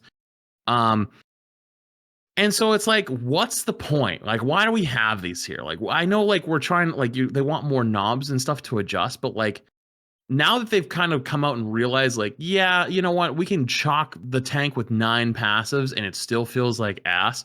But you know what makes it feel better? Giving them another 150 armor. Like, it's like, well, you know, now you get the formula. You know what I mean? It's like, why even need to have all these specific passives? I don't even think the DPS passive should exist. It's necessarily evil because they never wanted to nerf healing from Season 8. They were too afraid of the backlash of every support player screaming their heads off, and like that's healing had went down. And healing needed to go down, and damage across the board needed to come down as well. I'll let you go, Sam, real quick. I wouldn't even say it's just healing post Season 8. I think, and I'm going to bring, and I want to recite this later and bring this back. I think it's healing creep post 5v5. Because remember, when they first buffed every support, it was after the first beta. BAP shift, Brig Packs, I guess in Season 3 got the buff. Zen got his kick. This is Overwatch 2 creep in general. I don't even want to just sort of limit it to one season, but go ahead and continue. Yeah, I mean, it's just Reason like doesn't matter, over yeah, time. Yeah, it's come up a ton. And damage has come up a ton. And I mean, even in Overwatch 1 towards the end, we still had a little bit of a problem with it because like all these heroes were supposed to get tweaks after goats, but they never did. Like that literally just never happened. Like that was the big promise of role queue is, oh, we need to make adjustments to all these heroes, and then it didn't happen. So double shield was almost kind of a necessary evil because a lot of the other tanks like kind of struggled unless you played like the hog sigma off angle or the ball hog ball sigma, like kind of play on your own type of things. It was a little bit of there's actually so much history of like how this has kind of come to be over the years. But I just don't think passives have done us any good. I think if you want to give certain heroes a certain passive, I think that's fine. But I don't think overall, like, you're not really making anyone's experience better. And everyone who probably played this quick play hacked was like, yeah, okay, like some things are good, some things are bad. It wasn't that exciting, and probably questioned it and said, why are the quick play hacks not like the bigger things, like the things like most people think that they want to hear about? You could argue the 6v6 stuff. You could argue making like something towards tanks, especially. Obviously, we ended up getting the super patch too, but like before that was announced, like that's just kind of like the line of thinking, like why not talk about things that would make these certain roles that are maybe suffering better. I don't know, but yeah, I just think the passives overall are getting a little bit out of hand, and it's not really useful. I'd rather see individual hero balance changes than tweaking my passive headshot reduction from 25 to 20%. Like, whoop de fucking do, I guess. It only matters on heroes that don't have armor anyway. You know what I mean? It's fucking stupid. I've got a long train to go on, so before I hop on board, the Spilo or Sam, do you guys want to say anything about what's been said there by Flats? Okay, both shaking your heads. So, again, I think you guys, eloquent as always, have said everything that needs to be said in the details of how the experiment was done. I'm going to go in a slightly different direction. I'm going to say two things. One, in defense of the devs, and one, in criticism of the devs, as I often like to do. So in defense of the devs, I'll say, I think people sometimes are harsh on them for trying an idea, especially in something like a quick play hack, where it's like, it ain't that deep. You know, this is not, I don't think they would ever say, this is what we're thinking adding to the game, guys. Like, this, we want these things to be in the game. It's like, it's a proof of concept. It's just an idea. It's like, hey, guys, what do you think if we did this? We didn't really have a lot of time to figure out the numbers. We didn't really think too hard about what we were going to just throw it out. You know, maybe this is the kind of stuff they do internally all the time, right? They're just like, hey, guys, this week we made a build and you can pick from a passive. What do you guys think? So I think kudos for trying. I think it's a great different direction to try. In criticism of the devs, I don't know how fair or unfair this is, but I have started to wonder sometimes why things don't change more drastically or more quickly in these kind of elements. And I want to take it over to Dota 2, because as I told you guys, the 2 weeks I spent off, a large chunk of it was spent just hard diving into Dota 2. It was just like hard grinding, watching, because there's the Esports World Cup going on. There's like loads of pro Dota 2 games. I'm like watching literally like 10 hours of there's like a 10-hour stream or whatever. I'm watching like all of it every day, like the 10-hour of it. And Dota is a great example because it has just recently done essentially what this is. The Pickable Passives is essentially what Dota has done, but individually. So what they did for like the God knows 100 and whatever fucking heroes, they did this thing called innates and facets. So what they did was make every heroes have like an innate ability, and then they would have 2 facets that you pick from at the start of the game.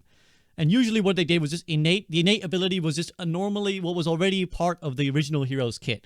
I'll try and relate it in Overwatch terms so it's a little bit more understandable. So let's say what you might do is if it's Baptiste, right? You would make his exo boots his innate ability, let's say. So it's like, rather than it just being like a thing that exists on map, you're like, okay, his innate ability is he has a jump that makes him different from the other supports. He has a jump that can be charged up the exo boots. And then you would get one of 2 facets. So the example at Overwatch, it'd be like, immortality field now is a damage amp instead of an immortality field, right? You can pick the damage amp immortality field, you put it down, and everyone who's in it is getting a damage amp. Or you can pick what you already know as the immortality field. That's like, it's an immortality field.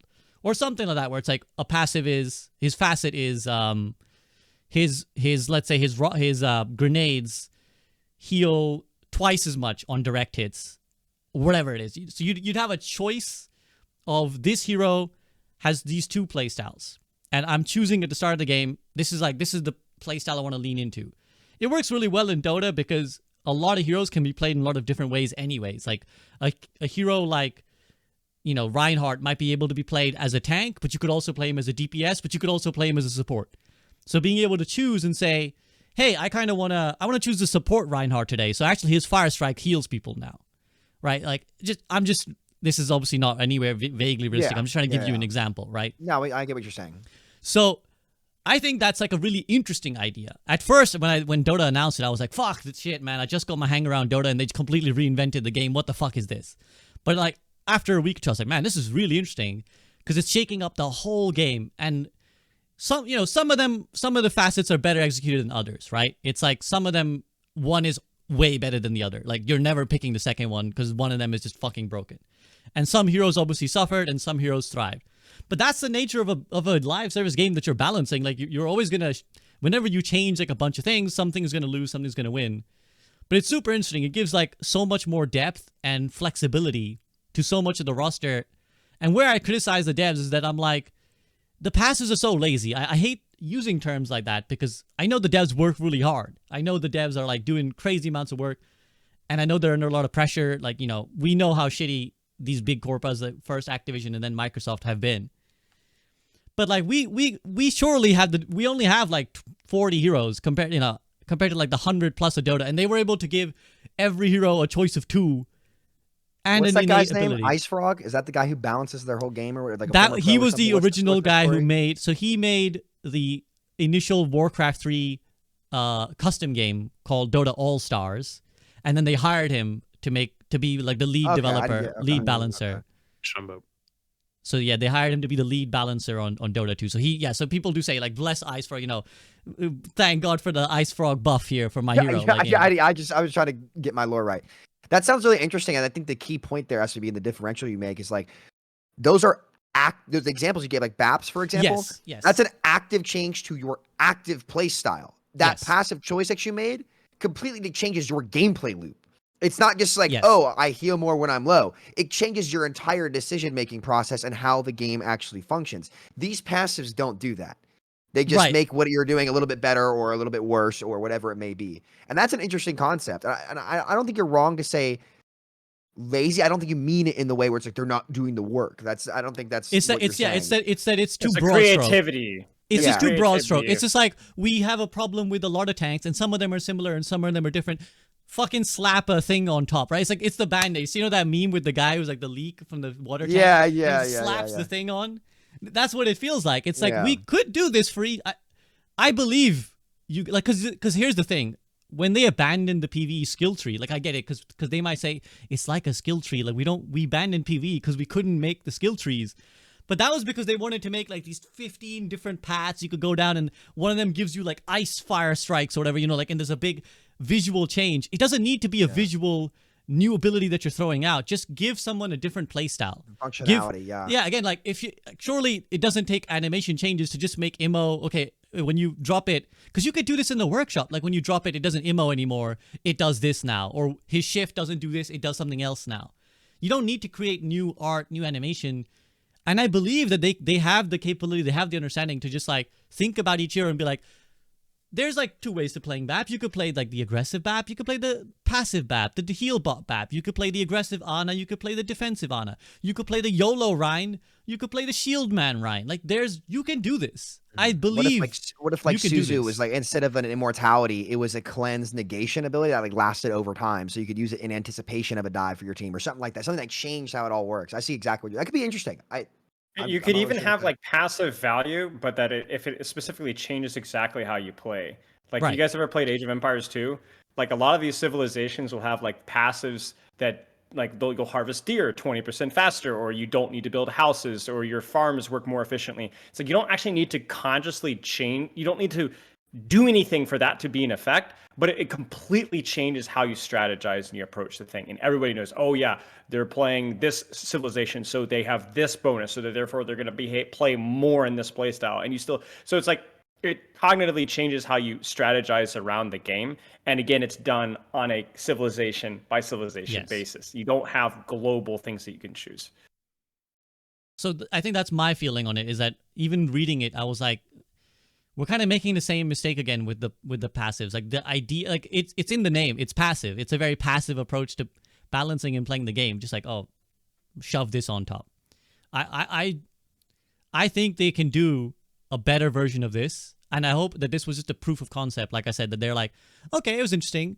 How about now one for every hero? Like how about two? A choice of two for every hero. Because that's interesting. That's a different type of Overwatch. I want to see what that looks like. I want to see if it makes the game more fun. Like, it might solve a lot of the counter swapping issues as well, is because like, okay, in this game, I'm anticipating that when I play Doomfist, they're going to pick 5 CC characters. So I'll pick the thing that lets me be more CC immune, versus a different game where I'm like, actually, I'm okay being CC'd because I don't think that's going to happen. I want to go for the more aggro Doom. I want to go for the guy who gets more damage with whatever, right? So, them's the beans from my POV. As long as we are okay with bailing on it if it doesn't work, because I do think that there's obviously, but there is something to be said about some of the first-person shooter mechanics complicate these decisions so much. I think you could argue that even a lot of like the Overwatch 1 mistakes were like trying to force an RPG mode onto a first-person shooter. Like everyone jokes about like the whole MOBA-esque style of playing, but like was a legitimate criticism of like how Overwatch 1 ended up being. True. Yeah, relevant point. And, sometimes because something works in another game doesn't mean it transfers into this game. You could try it and it's like, actually, this feels ass. But I think if you were going to try, I think I'd like to see that. If we're going to go down this path, I'd like to see that. Sure. Anything else you guys want to add about the pickable passives before we move on? No? Okay. Well, there you go. A little bit of a breadth of opinion on the passives. Let's move on then to, we actually haven't even talked about the actual current patch and current state of Overwatch, and that is the tank buffs. Like, there's no dancing around the elephant in the room. Everybody's talking about giga tanks. I've seen everyone ranging from losing their minds. I've seen some more people convert to the 6v6 side. So Sam's probably like, yeah, let's go. Good job, devs. Got me more recruits for the war. To stop this from happening. So I'm kind of along for the ride at this point. And I've seen some people be for it. So yeah, go ahead, Sam. Were you saying something? Well, can I start this one off, or do you want to? Yeah, go for it. You go. No, I don't have too many thoughts on this. So you go. I don't like it, and here's why I don't like it. I think what made Overwatch such a dynamic game and made it so much fun was the beauty of every role being able to play make on each other. I've said this for many years on the show, SVB. It shouldn't be about what you pick. It should be more about like how you play. Now, what you pick should matter, obviously, but ultimately, I think the game's at its best when it's more about like how you play above all else. And obviously, hero picks are always going to matter to some degree. I can't tell you how unfun it is as a support or DPS to know no matter what you do, an overwhelming majority of the time, you have no option in the matchup. I think it takes away from that depth. It takes a game that was beauty was in the chess of the game and makes it checkers. I hate it. I hate it when a diva's in my face and there's literally no play I can make unless I absolutely am on the right matchup, like playing Sim or even Echo Beam. Like there's been times where I full stuck a diva, shot her a couple times and beamed her, and she still lives at base. It's ridiculous. It's just it's ridiculous. It's way too good. But if you're gonna make tanking fun in 5v5 and you're gonna have this solo tanking work, that's probably one of the directions that you have to go, which is why I think the format is fundamentally flawed. This patch just kind of doubled down on that in all the wrong ways. I think there are definitely better ways that you can do it to give Spilo his flowers on that one. But I still think even if you did that, it wouldn't capture what made this game so special for a lot of people to play. And after playing the 6v6 code where everybody could make plays on each other and that depth was back there and the tank health pools were all lower, their exchange was brought back. You had way more freedom of picking. It makes me triple down on my take on this. This isn't solvable. And like, no matter what, this is the only option that you have to make tanking more fun in this format when you've removed their exchange and they have to solo tank and they're constantly going to be getting the pressure. It's the only thing that you can do. And the fun is going to come at the expense of someone else. And like, as a DPS player, post season 9, really, first the season 10 headshot buffs negation buffs came out. The armor changes are I think Soldier does like 9 damage to armor or something. Only Legs was saying. Solved that, by the way. I solved that. Remind me later. I solved the armor. You solved the armor. Please fill me in armor. on that, because I really want to dive deep into it before this dev blog comes out, because I want to understand exactly like every single matchup. Because there's some like Pharah and Junkrat kind of bypass it a little bit. But like if you're playing, like there was a Malga that got grabbed and I was on Widow. I headshot him 3 times and he did not lose his freaking armor. I'm just like, you know what, man? Like, I don't like this. I don't like this. And I've never liked this. And again, like that's what made Overwatch so special, is like when I was playing Ana in Overwatch 1, and if I slept a Reinhardt and I shot him and naded him at the same time, like he was at a very, very legitimate risk of dying. Like that was big value. I really shut him down on that play. I don't have that option anymore. Right. And he's not really having more fun either, because he's still getting drilled with everything. And there's a kaiju in front of him too. So look, I'm not a fan of this direction. I understand why they did it, in that it's like, yo, like we have to make this more fun for the tank player who's getting hit with everything. But that's exactly my point. There's no way to get around this. There's no way to have everybody win while we're here. And so I'm not a fan. I understand why they did it. I understand why tank players might be having more fun, because again, whenever your hero suit, like I had a lot of fun when in season 10 of Overwatch 1, when I'd been one-tricking Hanzo for 10 seasons, and they made him the best hero in the game. I loved having that impact. I had an 80% win rate, and I was averaging 32 limbs per 10. I was having a great time. But I also acknowledge that's not healthy for the game, and that's just not fun for everybody else, and why everyone else wouldn't like it. So I understand why we're in this position. Hawk and I said this was going to happen a year ago. It did. And the gameplay options still aren't there. And now there's just there are so many situations where I'm in the game as a DPS, and I'm just like, you know what? There was no real play for me to make there. And that takes away from the depth of what made Overwatch, what makes heroes like Juno so special, right? Where it's like, yo, that's Overwatch, the decision making, the risk to reward. Like, I look at my play and say, I could have done something better. But when there's a 750 HP diva with armor, 3.5-second DM, micro missiles that outdamage most DPS in the game flying at me, and I don't even get her below 100 armor hitting all headshots on Soldier, I'm alt F4. And I did. I was ranked 20. I alt F4. I'm like, I'm not playing this. I'm going to go play. Yeah, we all saw that clip in OWTMC, man. Yeah, they love it when I do that stuff. They got to get their karma points. They got nothing else going on over there. But it just, that's where I wish. And I'm going to leave this with a question, SVB, because I want everyone to really go home and think about it. And this is what I want to have happen for a year. Ask yourself, is that Overwatch? Is that what made this game special? And in my opinion, it's not. If somebody does like it, that's okay. If that's all you're entitled to your opinion. Flats, is that Overwatch? I don't know. I'm gonna be honest, I have no idea anymore. I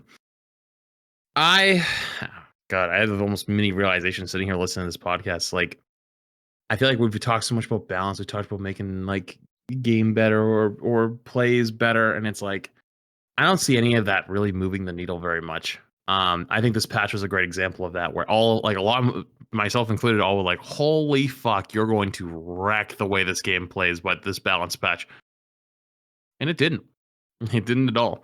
And it is weird to look at a patch that historically, if you saw pop up as a literal kaiju simulator, like dominate the game patch, genuinely put people off the game. I really don't think it did.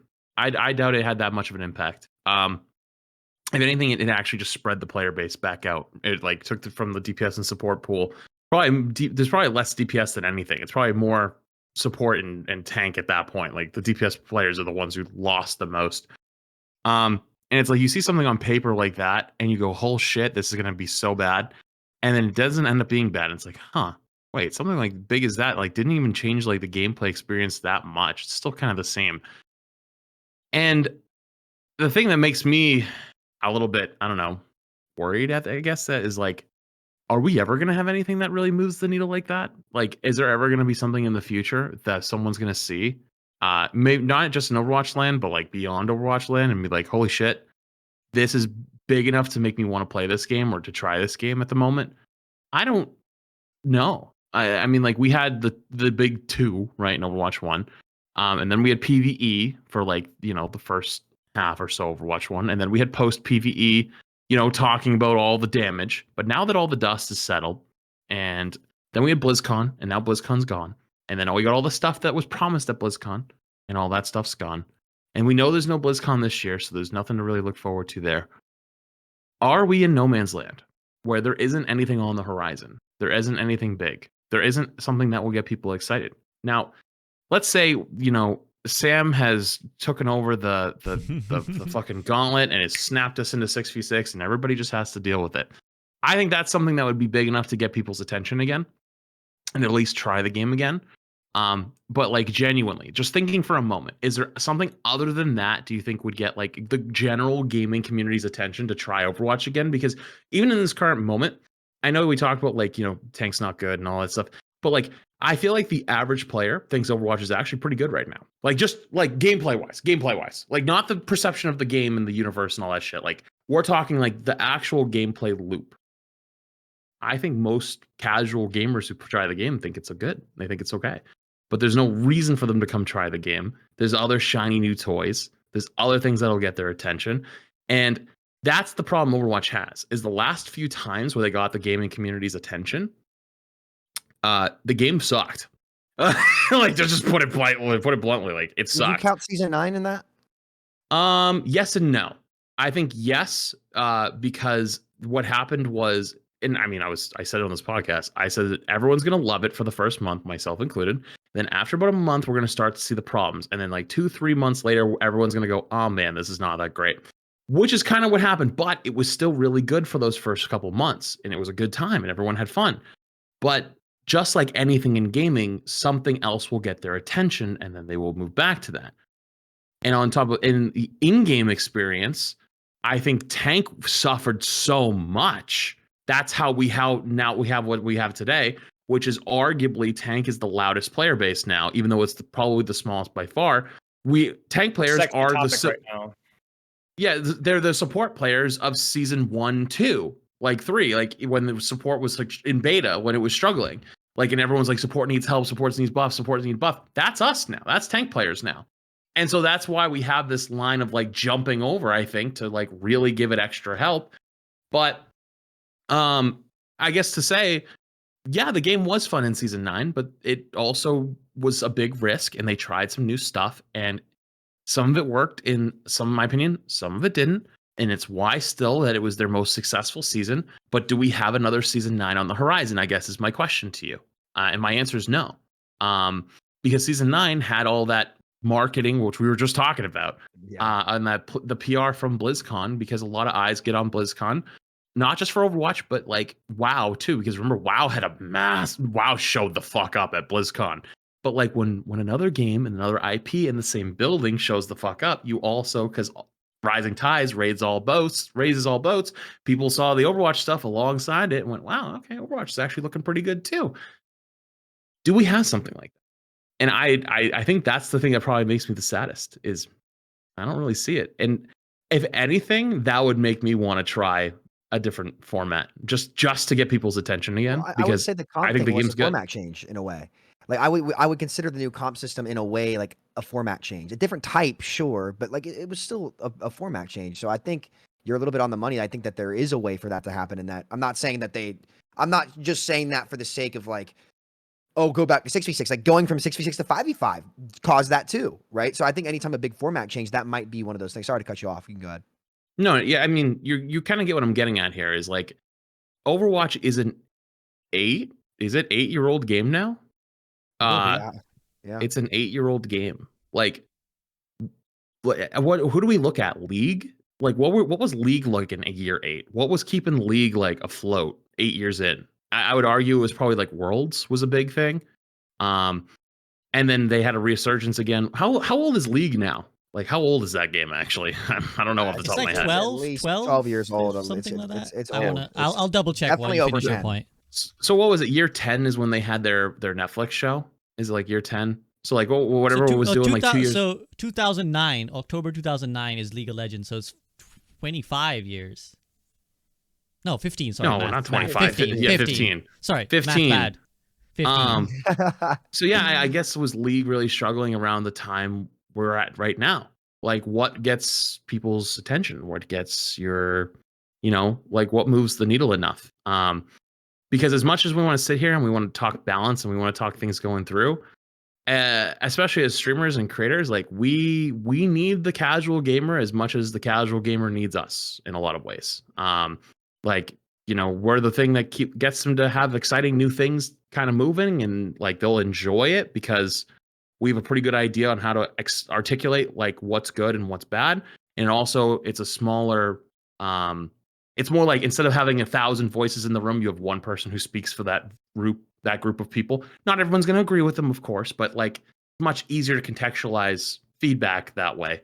But unless we have something that gets their attention and gets them to come back and gets them to play, doesn't matter how good you make the game. Doesn't matter how much balance you throw in. Doesn't matter how many small tweaks to Reinhardt's shield you make. It's, once that guy who's been playing Rein for 2 straight years gets CC'd into a corner by Orisa for the 9,000th time, and they go, I can't do it anymore, and they finally put the game down, you ain't getting them to pick it back up until something major comes back. And even a Juno launch isn't big enough because one, that might not even be their role. And two, even if it is their role, it has to be more than that. And I hope that the team knows that. I bet they do, but like, how do you answer that question? Because I'm not telling you Overwatch 3 is the answer. Don't you fucking dare. Go back. Don't go forward. And listen, I've been one of the biggest voices on 6v6. I don't think they should just outright do it. I think they should do some kind of big marketing pull, get rid of the Overwatch 2 branding. And if they're going to do it, it needs to be something like that, because people get mad at me when I say that, but it's like, look, the die's been cast a little bit on this one. I'm willing to wait and see and let it play out. I feel like I've given it a fair chance to try to let them address some of those pain points, but Flats, you couldn't be more right there about, it takes something big like that to get a lot of people back. And that's, in my opinion, like format changes, comp system upgrades, like would you say systematic changes? Is that the right word, guys? Systematic changes to the game? Is that Well, I would say more fundamental. Systemic. Systemic. Yeah. Systematic would be Systemic, yeah. consistent. Systemic Yeah. would be fundamental. Got it. See, math bad, English I could do. Yeah. Yeah. Now, on your question, I want to state the obvious because I think it has to be stated. Now, like to contextualize before I state the obvious, I think anytime you bring people in, they have to be satisfied. Like what Flats you're talking about there is like a really key point about like we're not even bringing people in. We're just like, as you said, the analogy of the shower, or you want to use sands, grab a bunch of sand in the desert, and then you're trying to hold on and it's just slip in slowly. Like that mentality will always suffer, right? Because you're not bringing people in the first place. But when you do bring them in, you need to keep them happy, and you need to keep. That's what you need systematic changes to keep bringing them back over and over. That's what you saw with, like, I think the best example always is the heyday of Apex, how it went from dead to suddenly up, because like changes, fun stuff. Like you need that. But to state the obvious of what would bring people in, I would like to refer to Samito's favorite Google Trends. While you were talking, Flats, I did some quick research because you mentioned League of Legends, and I agree. I think if we're going to talk about how do we keep longevity, we have to compare to the leagues, the Counter-Strikes, the Dotas. Those are the only games. Like Valorant, Apex, we can't compare to them because they're just so much newer. Fortnite as well. It's just like it's not. They haven't reached the same place that we have. We have to look at who's gone and done it. Who's gone beyond that. Minecraft, another great example too. Minecraft, yeah. Although again, these games, like the truth is, they just have always been more popular than Overwatch. Apart from like the peak 2016 Overwatch, these games have like the benefit they have a higher base point, right? People always come and go. People like whatever game they like, people come and go. They go in and out, and they just have a higher entry point. But I point you to October 2021, the League of Legends, like September 2021, League of Legends in terms of Google Trend data is at 24. So that means of the highest 100 in Is that September worldwide or is that worldwide. September 2021, it is at 24% of its, 24 out of the 100 peak. And November 2021, it goes to 40, nearly doubles. Do you guys want to guess what happened in November 2021? Worlds? Arcane. Arcane. Yeah. Oh, it is Arcane. Yeah. Nearly And you saw doubled. the same thing. To go you saw from the 20 same thing Yeah, go ahead, with Sam. Witcher and Cyberpunk. You saw the same thing happen with both of those shows, Witcher and Cyberpunk. I'd wager that you saw the same thing. Yeah, to go from 24 to 4, nearly double the interest of a game in that short space of a time. That's crazy. We need a fucking Netflix show. We need a fucking. Where's the Netflix show? SVB. No, you don't get to say that. Have you seen Dota Dragon's Blood yet on Netflix? Ah, bro, I need to. You rats. You I rat. need I've to been do. telling you to watch it. I don't dude. have a Netflix account anymore. I need to go fucking find internet ways. I don't own a Netflix I think the account. thing is that like we're all like But we- balanced purists. You know? Yeah, like, well, this is the we're- thing. You know, Flats mentioned it at the start. Like, Ugh. the thing that every single person got into Overwatch for was the cool lore, the cool characters. I am tired of saying it. Flats knows that I've said this to the face of the developers in, important context with important people. I've been like, guys, where's the fucking Netflix show? I don't know how many times you gotta say it, how many different ways you gotta say Guys, it. Sam, Flats, need you the guys want to do a Netflix show. puppet show? We could do a puppet show. Yeah, we'll do a I wanna puppet do that. show. We'll be on PBS. SVB, you can narrate. Yeah, let's I do like it, that. guys. I like that. Totally. We can do Yeah. it. We You know can what's do it. crazy though? You know what's crazy? Because like we actually get some pretty sick animations for the Corpa shit. And I tweeted about this as It's well. all Like corpus shit now. like It's the- nothing other than the corpus shit. It's so It's so sad. sad. What do you mean? What do you the mean? the, What do you the mean? What do you mean? Porsche like Was there- advertisement Oh, got such a the sick Transformers trailer. yeah, and the I don't Transformers like trailer. Transformers. They get such sick animation. The Porsche last one and the was Sojourn. Transformers things are better than the fucking animated Listen. series they released. That shit was ass. But the 2-minute trailers they released are fire. Where Listen, are guys. they? No K-pop slander allowed on this freaking podcast. Okay. No, the K-pop one was awesome. Fire. It was that so was fire. good. Listen, Sam. It was I gotta actually insanely good, but they put all the resources into corpus shit. Do fucking both. Don't take one to do the other. We don't Yeah. mind paying for the collabs. The collabs are awesome. Just don't take the other shit away. It's not that fucking hard. Fuck, dude. For Sam gets It's- his girly pass, and now has to flaunt it now. I have I'm just saying I have the girly pass and y'all don't. So take a Yeah, seat, my fellas. bad, Take a man. seat. All right, Shout I'll out to the leave- girlies out there. I'll leave the K-pop to Sam, but yeah, I mean, just to finish that point, the 24, by the way, was the lowest League of Legends ever reached, like post-launch. The 24 was like Wow. the lowest it ever Really? got, and the 40 went up. So imagine going from your lowest point to like fucking nearly doubling because you released a Netflix show that everybody. It has to be good, by the way. I will caveat that like Arcane is really good. It's a really quality TV show. Like even if you never saw the played the game, it's really good. And I believe Overwatch can do it because Overwatch's lore is better than the League of Legends lore by like orders of magnitude. Like the League of Legends lore is ass. If you ever played, I have played the game. The characters are so fucking cringe, bro. They're so fucking cringe. But in the show, they look awesome. In Overwatch, the characters are already cool. Just make a show where they're also cool. It's really that Yeah. simple. Yeah. Anyways, There's we were no, talking like, about magic tank shit. pill. There's no magic pill though. That's the thing. Is like we're all like balanced purists, but like I think like you said, it's like you have to create a good game with good design, good return on investment. Like there's a lot of things that we could extrapolate from there, right? Like rewarding people for picking characters and learning and skillful and format. And there's like it's not that that's a moot point. It's a very important part of like what keeps people playing the game. But what gets people into the game is not necessarily the season 11 patch notes where they're making characters more dynamic. Like that stuff is good. I love it. I love but like that's not going to get new people in the game. And the stuff that Flats has said and the stuff that How you Samito has maintain said is them. like, Right, it's how you maintain them. Anything And else. I hate to say this game, I will bring it up one more time. The Age of Empires 2, great example of like an Good actually game. phenomenal. It's a great game, and it was remarkably balanced for a long time, but it was kind of a dead game until they did the HD and they were releasing the new civilizations or whatever. Like people just weren't like that interested in it, and then they released like these new civs. They have like Microsoft buys in, they do like a lot of this promotional stuff, and over COVID, that game blew up again. Right? I don't know how it's doing right now anymore, but like it's like you can have like an actual really balanced game, but like nobody plays it anymore, you know? And it's like not nobody, but in relevance to a AAA studio, to the metric that game has to, like in a game like Overwatch has to be aiming, like you need to do so much more. But like that's not the design team necessarily. That's not the balance team. They can't. There has to be the marketing. It has to be some sort of a vision, like Flats is saying. You can't miss these big pain points of like, okay, this is a huge promotional opportunity. Why are we wasting on this? There has to be some sort of a vision for it. And it feels like ever since PvE was canceled, the game is just in an infinite battle pass loop with no real goal of like, where are we going? Right? Like, what's the purpose? We have all these. It's like, you know what it is? It's like having a garage full of like S tier tools and not building anything.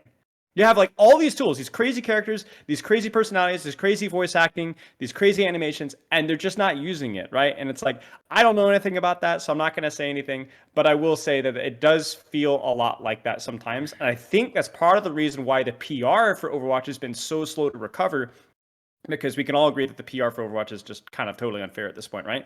But it feels like it's still in the dirt because it's like there's some psychological component where like people, they don't know. There's not been a lot of cool or interesting, exciting news, despite the game being like relatively fine. Like even this recent patch, right? I don't like this recent patch, but the game still functions. It's still fun, you know. But people don't know that. It's because the PR is just like they dig themselves a hole. Like they only get negative press, you know. And some of that's not just, but some of that's hey, that's your job. That's your job. So I feel for the development team, you know, because it's like all these interesting things and nobody even knows. I'm gonna make my big battle call. pass loop. I'm gonna make my big call. Y'all ready for this?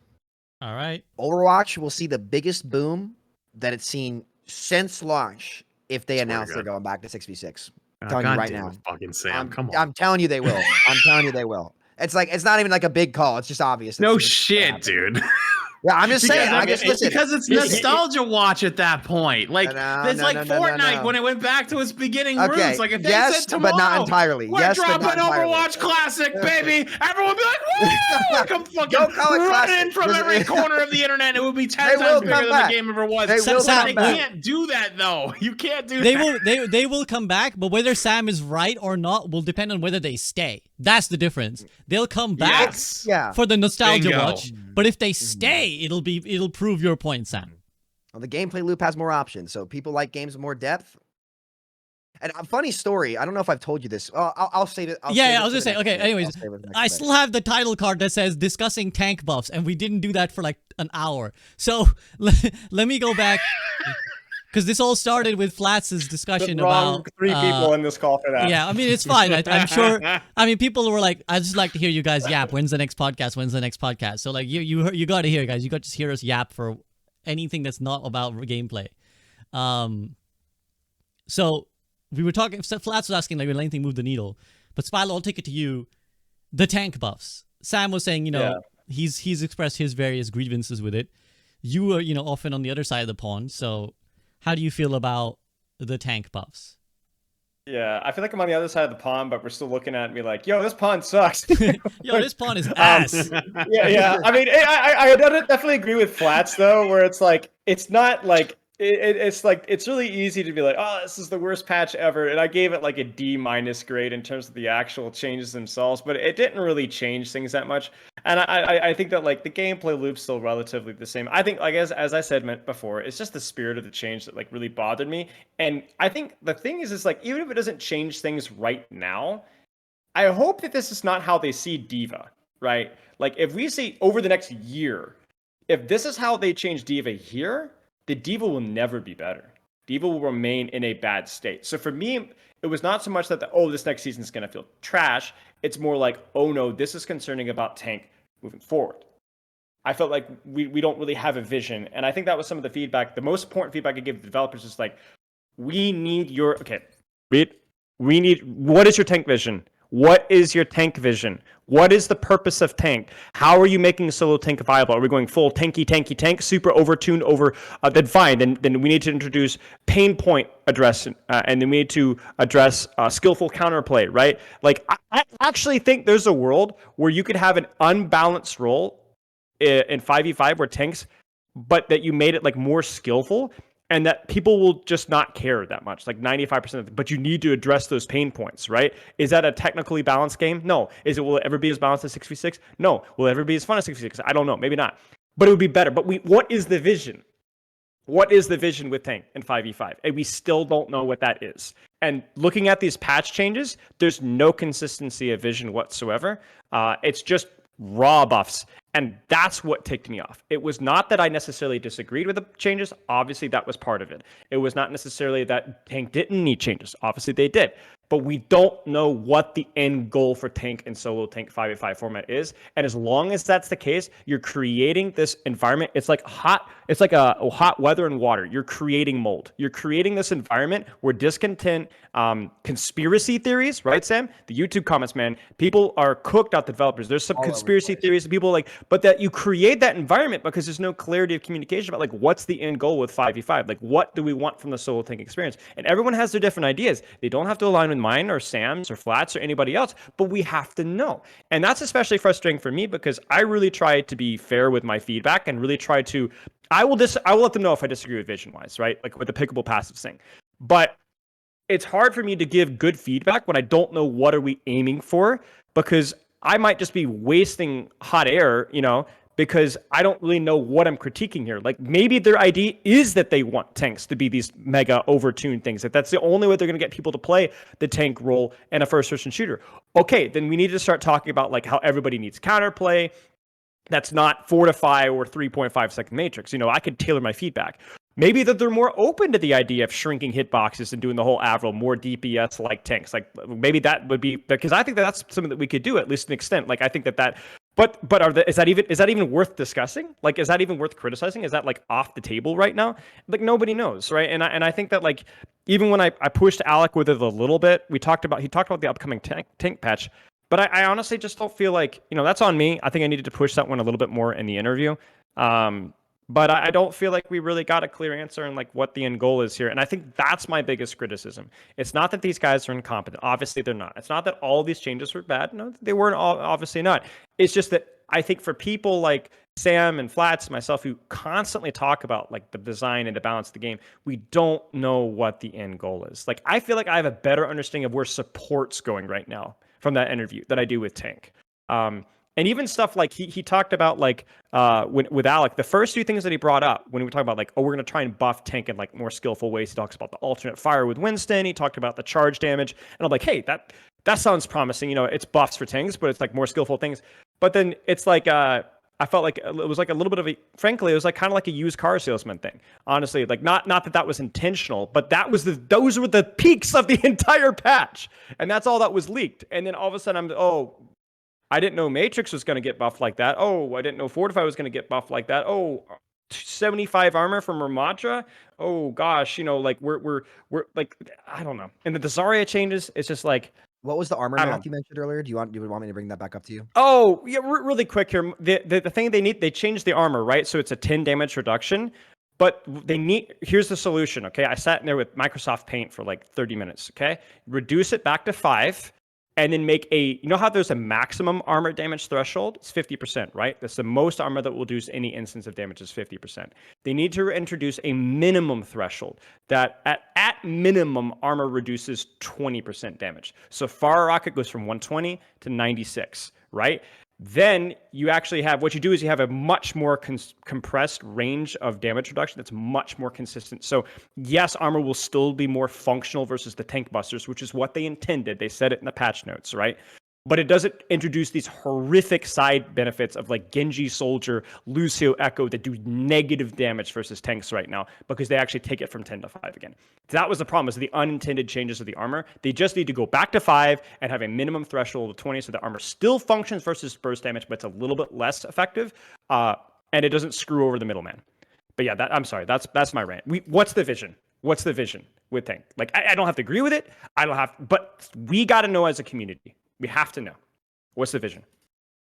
I don't even know if I want to go on this point, so I'm gonna take it to flats first because I've got like another long train. I'm firing from the platform like it's fucking Waterloo. But flats, have you got something you want to add on this domain? The armor one is super interesting. That's actually a really nice idea. I kind of like that. I definitely like. I'm much better though at like playing and like feeling how like stuff feels at that point, as opposed to like thinking about it in terms of armor specifically. Because armor's sometimes and some characters benefit a lot more than others and all that shit. But yeah, I mean, I know that this is okay. So like, I made a video, basically saying I was wrong about the patch because I thought like this patch is gonna be a meltdown. And part of what I said though was even though this made tank a lot better, it doesn't move the needle enough for me to actually want to play the game. And that's kind of like my almost small call out of like, hey, this is the strongest it's probably going to be, and it's still not that fun. And I went into the reasons why I think it was that fun. But at least to me personally, I'm trying to figure out: is it me? Am I just not enjoying the game as much anymore? Am I getting older? Am I just, like naturally over time, sometimes your interests start to fade or they change or whatever it might be. But I also don't feel like it's me alone that has that feeling. I've noticed so many others. It's the first time in the last few months I've watched, like, everybody knows like me and Emong are pretty close, and it's like that guy could stream every day, 10 hours a day playing ranked games. And it's like the first time I've started to see him like not do that. Like he plays more off roll now, and we just fuck around, dick around, do other stuff. I've got him to actually come play variety, do other stuff like that. And so the thing that makes me most worried about it is even though the patch, I was wrong about it and it was actually not bad and it was, if anything, made the experience much better, why am I not having more fun? Or sorry, why am I only having a marginal amount of fun for what I would thought or I would think would make it really good? So it's me kind of having the internal battle of, am I just jaded and this is like, and it's that magic's never going to come back? Or has the magic really been kind of snatched out of it? And it's not me, it's an actual game issue. And normally I was actually starting to default towards it's me, and I just need to learn that. But now that I've seen so many others that I know have had stronger mentals than me or have had more success or more of a track record to not be swayed by patches or something like that, also feel the same, I'm starting to be like, nah, I'm not crazy. Something's up. So Can I interject really quick?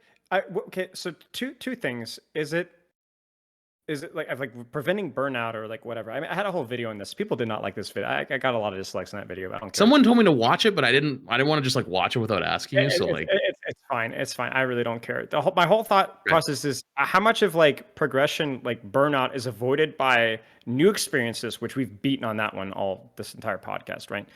And a sense of like progression, whether it's like as a skill, like I'm rewarded for the time that I put in, or like the stupid like unethical MMO mobile game thing that you're talking about earlier, where like every game there's a progression, like bing bing bing bing, look at this, you're doing that, like how much of that is like maybe Overwatch is not feeling like we're going anywhere, and or there's not as many new experiences. I think it kind of goes back to what I was talking about earlier, where it's like,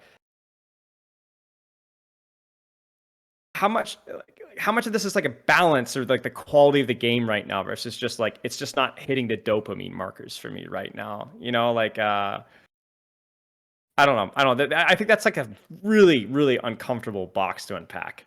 And I also think that like the nature of Overwatch as well is that like there's always going to be fewer novel things for like old seniors like us three, right? So it's like we have like much higher standards, but like I don't know. I agree with you. It's tricky. It's tricky. Mm-hmm. Yeah, I think we do have to acknowledge some extent that like, and I think you're right, Flash. Always try and remind and check yourselves. Like, is it me? Because as I said, I barely play Overwatch anymore, and like, I haven't gotten the dopamine for quite a while. But I think at some point I'm just like, I think that's just how it goes when you've been playing a game for 8 years, man. Like, we've been on this train for a while. I mean, I am open to the idea that it's the game. Is it me or is it or the kids are wrong? The game is wrong. I think though, like, we've kind of, as well, for us, we've kind of been and done a lot of, like, everything there is to do in the game. Like, you know, do we have any reason to grind rank? Like, I don't care about reaching champion. I don't give a shit. Like, I don't care about reaching a certain rank. I feel like I know everything I've ever wanted to know about the game. Like, I could be 20 times more knowledgeable, but do I care? No, like, Is this just the break point now where we're at? Like right now, I'm actually having a lot of fun with Overwatch because I play Overwatch probably 10 hours a week, almost all of it on stream, and that's even pushing it, right? There's some weeks where I play a lot fewer than that. But I'm like really happy with like talking about it and making content about it and coaching about it and coming up with new ideas. Like I'm really happy with the game in that point. But a lot of these guys that like, you know, that prioritize, like they mostly just play the game. Like, I don't know. Like, I feel like I'm honestly like, I really don't know. Is it just a coincidence that a lot of people are kind of unhappy at the same time and like kind of burned out? But also, I feel like from an outside perspective, like that's bound to happen with some of these Overwatch only streamers, right? Like at some point, like surely, I don't know what to compare it to. I don't know other streamers in other games. Did they get burned out after streaming the same game for 5 years? Is it just a coincidence that it's now? Is it a coincidence because there hasn't been anything as interesting? Like, that's such a hard question to answer. I think they do. I think I see. I mean, I know where Sam's going, but Yeah. I've seen a lot of other game creators also go through these kind of malaise, right? Like I'm not saying that there's no accountability for Watch, because as we've clearly gone through in this podcast, there's a lot of problems that we identify. But I also don't want to like skew our POV too much as like the POV, because Right. you know we are a subset of the player. That was my main point in the video. Is like I don't like it when content creators. It's the trickle down effect. It's like we have to be really careful because like you can. I one of the points in the video is like I literally had people messaging me and being like, "Yo, Spilo, I'm feeling really burned out. Everyone's super negative about the game." I'm like, "Stop watching Overwatch content. If you like the game, just play it." You know. But yeah, it's like I don't know. Sorry, I'm interjecting again. Go ahead. No. I mean, that's basically all I was gonna say. I'm not averse to the problems being, you know, maybe it's the format, maybe Sam will say, you know, the skill expression isn't there, the skill ceiling isn't there, it's like not rewarded. The ceiling, you just have half the options. I'm, you know, I'm open to all of those ideas, but I do want us to put out there that it's not just because we feel a thing, and yeah, of you know, course, absolutely. does not mean that it is. Absolutely. Yeah, it does not mean that it's necessarily the game's fault, because like there must be some people who are still satisfied, and there must be other games where people play 10 years and they're still satisfied, but you know, it's also not abnormal to play for this long and be like, it's just, I've just done the same thing for way too long. And especially when it's your job, especially when you're bound to playing it and not given so much room to just take a break, go play something else, you know, reinvigorate your desire for the game. Go ahead, Sam. Everything has ups and downs. Absolutely true. Everything has ups and downs. 100%. So yeah, There just isn't any magic pill, you know. There isn't like any magic pill, but like I definitely think like, you know, game design, game format, 5v5, 6v6, you know, that all definitely exacerbates the issue. But I think like I want to be very careful about like creating like this magic pill. Like if we just do this, you know, if we just did that, then everything's going to be better, because that's never the case with anything, you know. So I think that those questions have to be answered by the Overwatch, you know, release team and the marketing team, the development team, and then as streamers as well. Like, what kind of, if we're going to be doing nothing but playing Overwatch all day long, like what kind of expectations are we putting on this team? I don't know.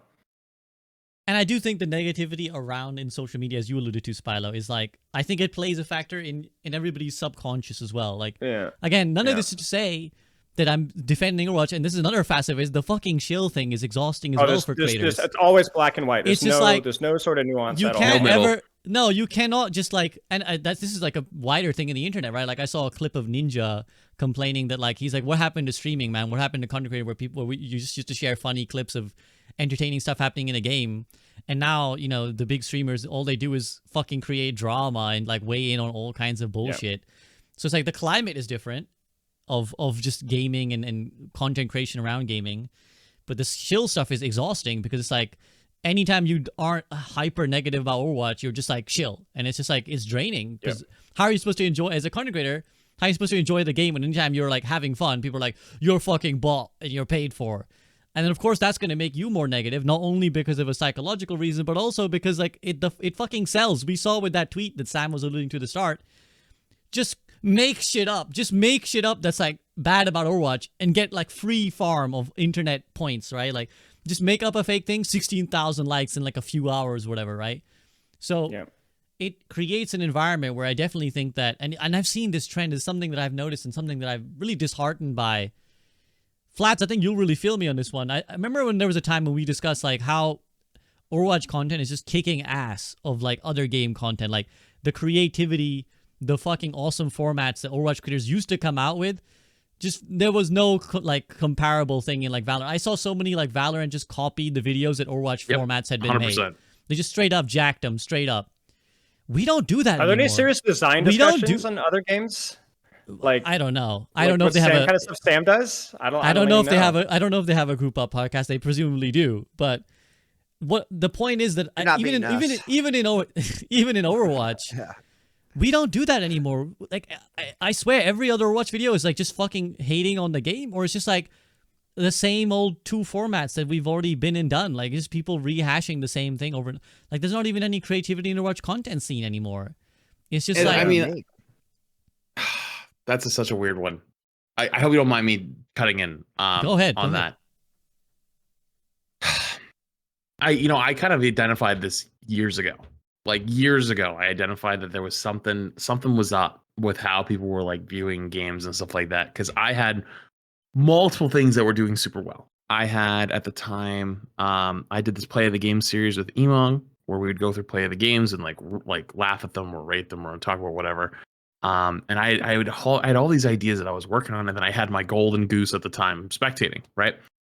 Which was fucking popping. But then I noticed, even all the way back then, that my actual gaming content didn't do as well, and that always made me sad because like I enjoyed being a very good player.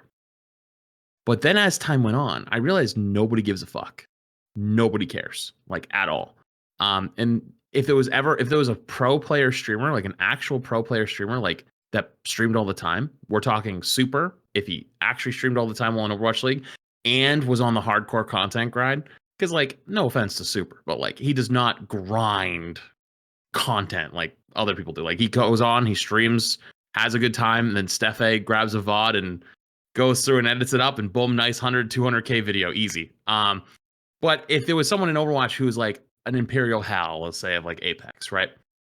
Who's like very much on the pro grind and the content grind, they would probably be number one and they wouldn't even be close. And so I had the realization that I'm probably not a pro player. I do not want to put in the hours and I just don't care enough. So over time, my I guess XQC is a good example. XQC was that guy for Overwatch. And I kind of realized I don't really have it in me at 25, 26, 27 years old at the time. And I was like, this isn't really worth it for me, which is why I don't give a shit like half the time. Like I'm kind of washed as fuck compared to what I used to be, but I can still get top 100 every season. That's not that hard. Like it's really not difficult. But I noticed when I was doing that my content that I was proud of didn't do as hot. And the content that like I was kind of fucking with, like just talking content or react content, would do super, super well. And so I started talking about things that actually interest me, or talking about things that like actually I thought were good and people loved it and it went even better. And so where I think we are in Overwatch is the reason you don't see a lot of that stuff anymore is because gameplay Overwatch content is kind of low key dead. People don't care. And it's why the Twitch numbers look so bad unless there's drops. And then the casuals will show up in droves and come get their drops. It's why every streamer basically has changed their streaming schedule around drops. Me and Emong do it. He streams in the morning. I stream at night until 6 a.m. and then hand it off to him in the morning because we sit there and we farm drops all day long. And then after that, we know we can chill. But on the YouTube side, the thing that does the best is talking about the game. And then even better is if you're negatively talking about the game. Yeah. And if you really wanted to sit there and farm as much money as possible, you just pump shit out all day long. And there are creators who have done that. I have a although channel. That never felt right to me. Huh? I have a Discord channel where people will drop like React content, like educational stuff. And it is hilarious how these like 25 subscriber Andys will just upload Red Arrow Overwatch Suck title. And they just like get like 10,000, 15,000 views. Yep. The funny thing, though, is that those channels rarely get subscribers. Yep. Because people will click the video, but they don't care about what the person's saying. And the best part about it is I have yet to find one of those videos that has a unique taker point. They're all rehashing the same crap. Mm-hmm. It's community 100%. cannibalization. That's where we're at right now. We have to don't be think very there's some careful with truth that. to those videos. If there's this now, the React content in general, I've seen some of them. Most of them are about the format. I think there's a lot of accurate points that are being made in those videos. To be fair, in general, I think Because they're gameplay. rehashing your points. Yeah, well, because they're right. And- We're gonna Yeah, that's not what he means, though. one. I Right, get he's what There's you're stealing nothing saying. new. There's nothing You new. know what I mean? That's Is fair. the That's point. fair. You It's just like could agree with retalking. Right, you could agree with the concept. It's like, shut up. We already have plenty of mouthpieces saying the exact same thing and saying it better than you. If you don't have anything new to the table, then or doing it better, then to me the point is that it only goes so far, right? Like how many That's more fair. times can you make the same video? There has to be some sort of evolution. The problem is I'm guilty of this as well. I try to be as balanced as I can, but I definitely if I make a big red, this patch sucks, that's gonna do well, right? Yeah. Problem is it's cannibalization. I'm chewing my own arm off. At some point, I'm not saying that. See, the problem is again, we're getting to what SVB's talked about. Depends on the content. I'm either a shill or right. But so the thing is I think that there's a point where like you absolutely should provide real and criticisms and get the bag. Like provide the criticisms, be fair, but you have to like at some point. It's repetitive. You can't. You have to like. Okay, well, where do we go from here? Like if at some point, like, are people going to click on these videos forever? Like, I think you get really stale as a creator at some point if that's all you do. You have to like introduce some new line of thought or something. Like I don't know. But what is trying their to think gameplay? about- Sorry. No, you're good. Go ahead. Because I have a question. I was just gonna say, what is their gameplay side that like actually you could do tomorrow? Like I think Jay low key had the last hit of doing his like 10v1 like Giga 1 hero and like bringing people in and then like different cooldowns and stuff like that. Like I think that was in the current state of where we are in Overwatch, the last like idea anyone could come up with and do. Now if Workshop was more maintained, now follow me this, if they had just released all the PvE assets into Workshop and said we're not making it anymore, but here's everything we made. We're back. Oh, Yeah, we're right. good. So I changed the Yeah. server because I think whatever Discord's auto find of server was just absolutely losing its mind. So we're on US Plus, we East heard now. you when you up to like drop the assets in Workshop. Yeah. Okay, so basically Workshop's criminally underused. Yeah. Like they have all these PvE assets I'm sure that are made. Just drop them all in the Workshop and let them go crazy. That's a whole new avenue of things that people could explore. But Spilo, I think Spilo is 100% right. But like, what in the game is there? Like, Yeah. I think for a while, the last couple things were like pro play, right? Like you had like the Overwatch League style, like, replay viewer, like looking at what like the best players had got. I'm still sad that we lost the Twitch version in season 2 where you could like watch every player's POV. That was such a fucking tragedy. But that was probably one of the last big ones. And then like some people had series. Like I had a series at Emong where we were playing Mystery Heroes and we would try to like in one session get as many ultimates on as Mystery Heroes as we could, or get all the ults and then like turn that into a video of like us racing against each other trying to get all the ults in Mystery Heroes, because like getting ults in Mystery Heroes is a little bit difficult. And people enjoyed it because it was a new twist on playing the game. There was a little challenge behind it. There was a little something. Yeah. But like that is like us like kind of scraping it at this point. I think part of it is when you get an 8-year-old game that doesn't really get new groundbreaking pieces of content. That's kind of just what happens. And everyone needs a paycheck that does content, right? Like you gotta make it somehow. And you can definitely burn that wick a little too fast if you keep rubbing at it quickly. You know what I mean? Like you keep like, going really fast on like the whole, we gotta like really like Overwatch is really bad and really like whatever. Like, yeah, people will agree with you, but then very quickly you probably just don't have anything new to say, and then people get tired of it. And so you're wrong. You're not wrong. But is there even an answer? I think I have a theory, but I want to let Sam go first. So I don't even know if that's just Overwatch, guys. You saw this trend in a lot of different games too. Minecraft, for example, is a big example where in like 2016, 2017, 2018, really, before they did the big combat changes, like you saw like all like videos on big servers. But post like 2019, right when Minecraft actually had its big boom, you saw everybody switch to like Minecraft butt channels, or like they do Minecraft butt and then like some narrative that they would record like a bunch of my buddies like from back in the day did it. And they've done really, really well for themselves. Shout out to those guys.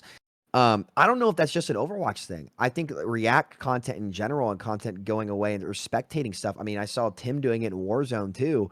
Warzone 2 at TOO. Well, I guess they did it in Warzone 2 as well.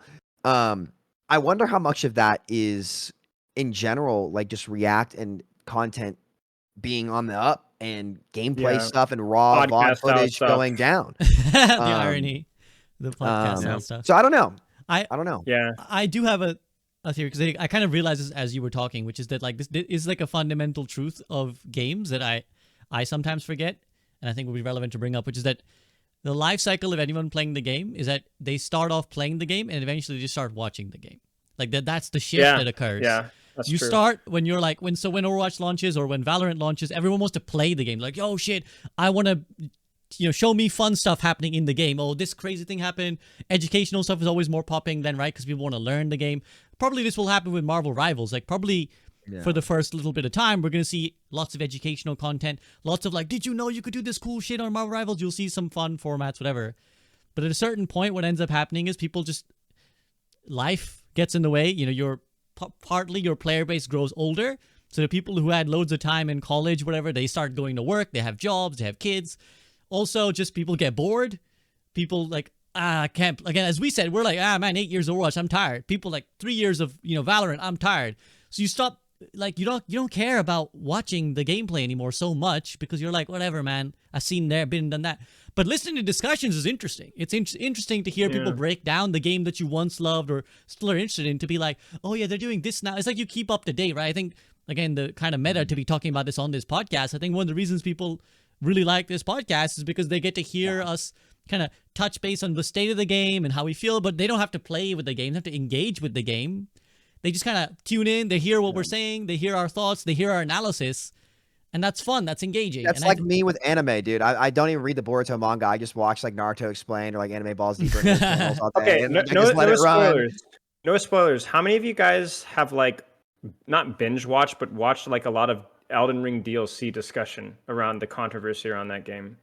I'm trying. I want to play it. I haven't same. done anywhere near it. Same. All right. Same, So same. I'm in the minority here. So I've played through it, and I'm not like a crazy Elden Ring guy, but I played through the base game, new game plus DLC. And I don't think I have watched any gameplay at all for that game. But I was very curious upon finishing the DLC to see other people's opinions, criticisms, and compliments of the game. And the balance state, which is ironically, Elden Ring is a horribly balanced game, by the way. That's a great example of a great game that is terribly balanced. I know it's PvE mostly, which kind of sways things, but that's a great example of Flat's point earlier. It's like, it's not even close to balanced, but super popular. Anyway, but I was like really interested to see like what other people thought of things. And if was it just me? Like, what do people think of this? Like, and like, I don't know, like maybe that is like the new meta. I don't know why that is. It almost feels like the reality TV stuff from like the early 2000s. Like, why all of a sudden is this a thing now? Like, what is this just like a part of human psyche that we've never really dug into before? Is this just like the new meta for streaming or what?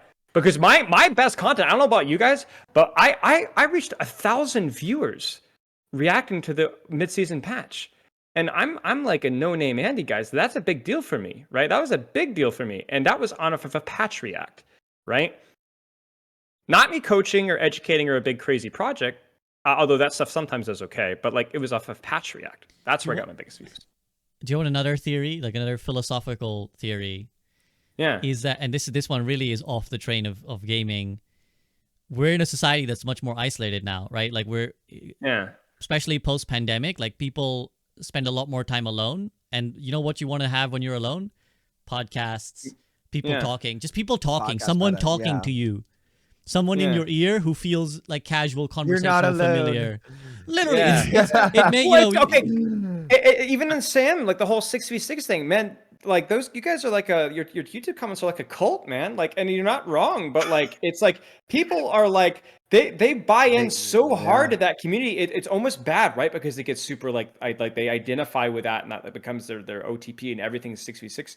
But like, now I know I'm pushing some buttons here, but No, I'm just thinking. it's the same thing with like the Spilo community. Oh, mobility. Every character needs a flight cooldown or a dash or something. It's like, but like, it's like a mini community. Like human psychology in a way. Yeah. It's like it gives them something like, oh yeah, this guy I agree with. Like I want to hear what he has to say about this. Oh, Spilo man, he's gonna hate this patch. It's gonna be so funny. It's like, like I don't know.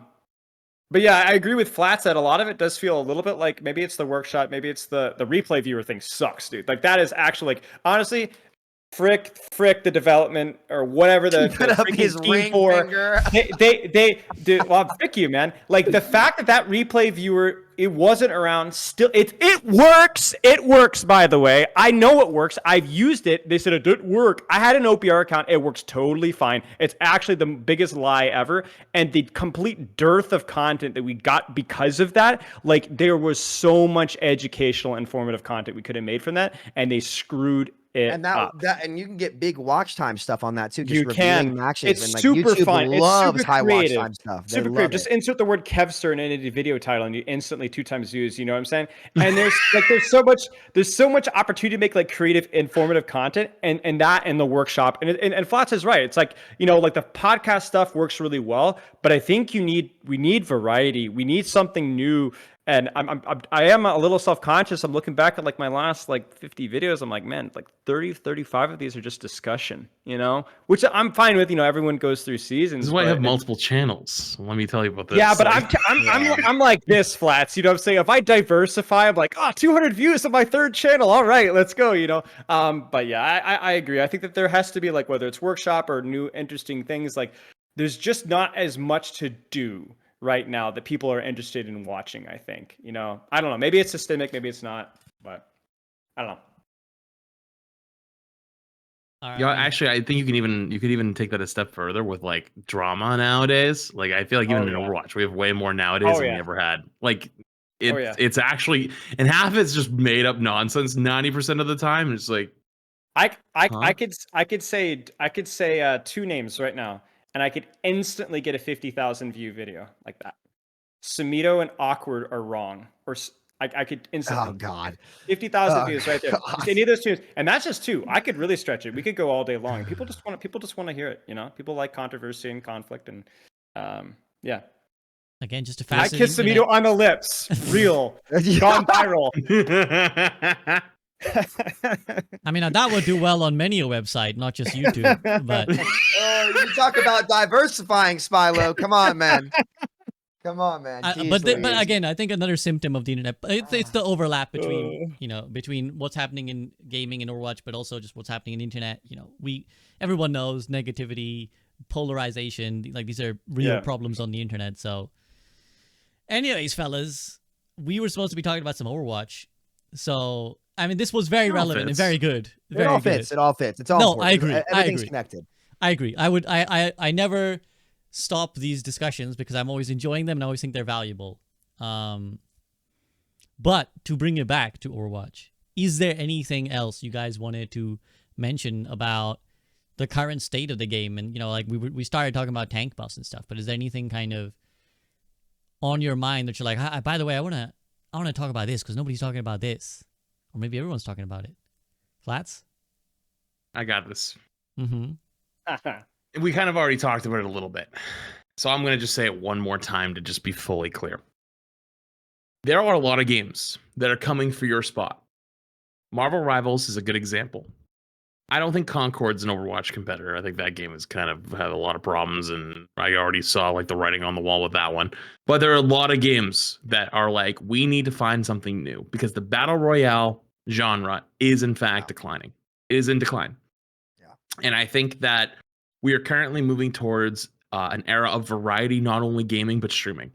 I don't know if you've heard any tips from some of the biggest streamers recently, like your Kai, your Jinxie, your anyone like the new age, like not like your older like Tims or XQCs, like the new age people.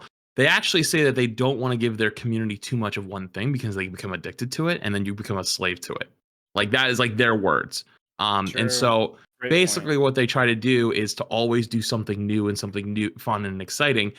And I think that also is going to have an effect on gamers and people who watch that content, because they're not going to feel like they have to get good at something. Because between 2016 and 2020 to 2021, the new thing, the best thing to do was be the god gamer.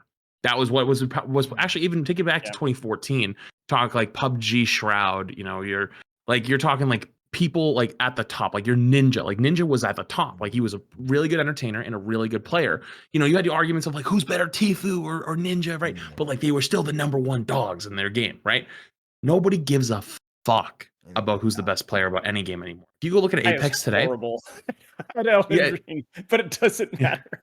It doesn't matter. You look at Apex right now. Apex, I think, is a great example for all of us to go look at, because Apex and Overwatch have actually been very aligned in a lot of ways over the years. And you look at that game, and their number one streamer, Hal, used to be a 20 to 25K Andy every stream. Now he streams for 8 hours and he's at like 8K. And it's like, whoa, that's kind of worrying that your number one streamer's views are cut in half, especially as like a deadlifting the category type streamer. And I've watched his stuff. Like, it's not like his content's changed. If anything, he's kind of mellowed out a little bit. Because he used to be a little bit more like, it was like, if you know Apex, the whole howling thing, there's a whole emote about it. It's fucking hilarious. And it's like, nobody gives a shit if you're insanely talented at games, unless it's like small things, and even in those niche communities. Like in Elden Ring, it's more of like the people who can play out level 1 on a dance pad, Dance Dance Revolution, or like mind control their way through Elden Ring. Like those things hit hard in those communities, but they don't go outward. They don't go beyond it. And so what I want to say to you, Overwatch, if you see this, and specifically, I hope somebody on the marketing team, they don't exist, I know that, but like somebody out there needs to realize that Overwatch is an 8-year-old game. And as much as every player sits on Twitter or Reddit and wants to go, I just want to play Doomfist and have a balanced game. No, you fucking don't. Because like you'll play it for a while and then you're going to get bored because there's nothing to do. We all did in Overwatch 1, but there was one thing that kept us all together in Overwatch 1. Novelty. The novelty and the hope of the future of there's Overwatch 2 on the horizon. And now Overwatch 1, I'm going to say this right now. We were a community that I would say no other community has ever come close to, where every streamer and every player, like all like I would say like not like normal, like some random guy on the ladder. Although, to be fair, there was a lot of ladder players that were like friends with streamers and pro players and stuff like that. All of us were in the same boat together. There was not really any big rivalries or hatreds or like these two have drama or something. Everyone was in the shitter together.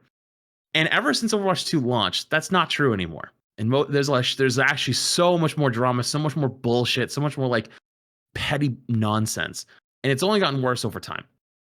And the whole point I'm trying to make here is that balancing your game and just releasing a hero every 4 months or 5 months, and you know, like not doing the best job on the marketing cycle, and I'm gonna coin this phrase. I need to remember exactly, Spilo. You said like it's a battle pass simulator. What did you say again? I forget what it was. It's like cycle, endless battle pass cycle. Endless battle pass cycle is not going to do it. Like and I'm worried that Microsoft has had this exact conversation already, and that Overwatch is too valuable of an IP to just throw away.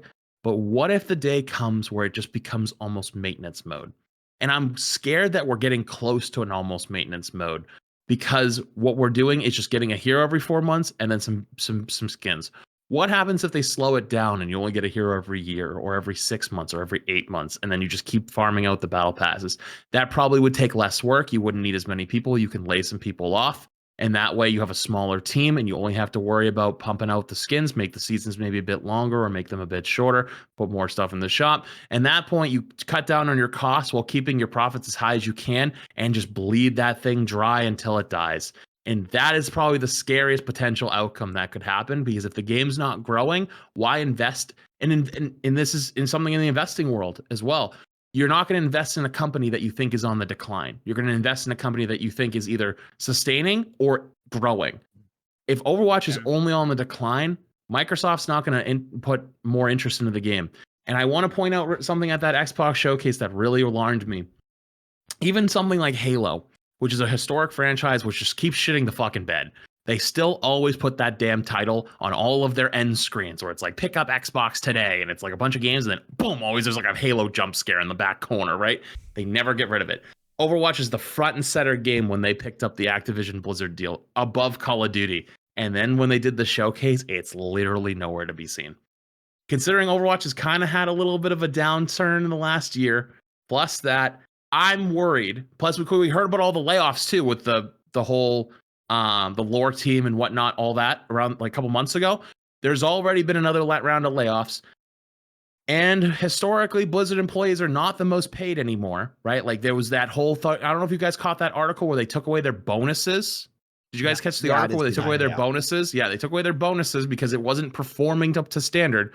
If you're a average individual, you have to think about paying your bills, having a family, all this other shit. Why are you going to stay on this team in this game? And you feel like you love the game because we've met a lot of the devs. They're very passionate people. They love it. But when do you have to decide between your future and a passion project that's not going anywhere? Right. Well, there's a great analogy here. I'm sorry, you finished your thought.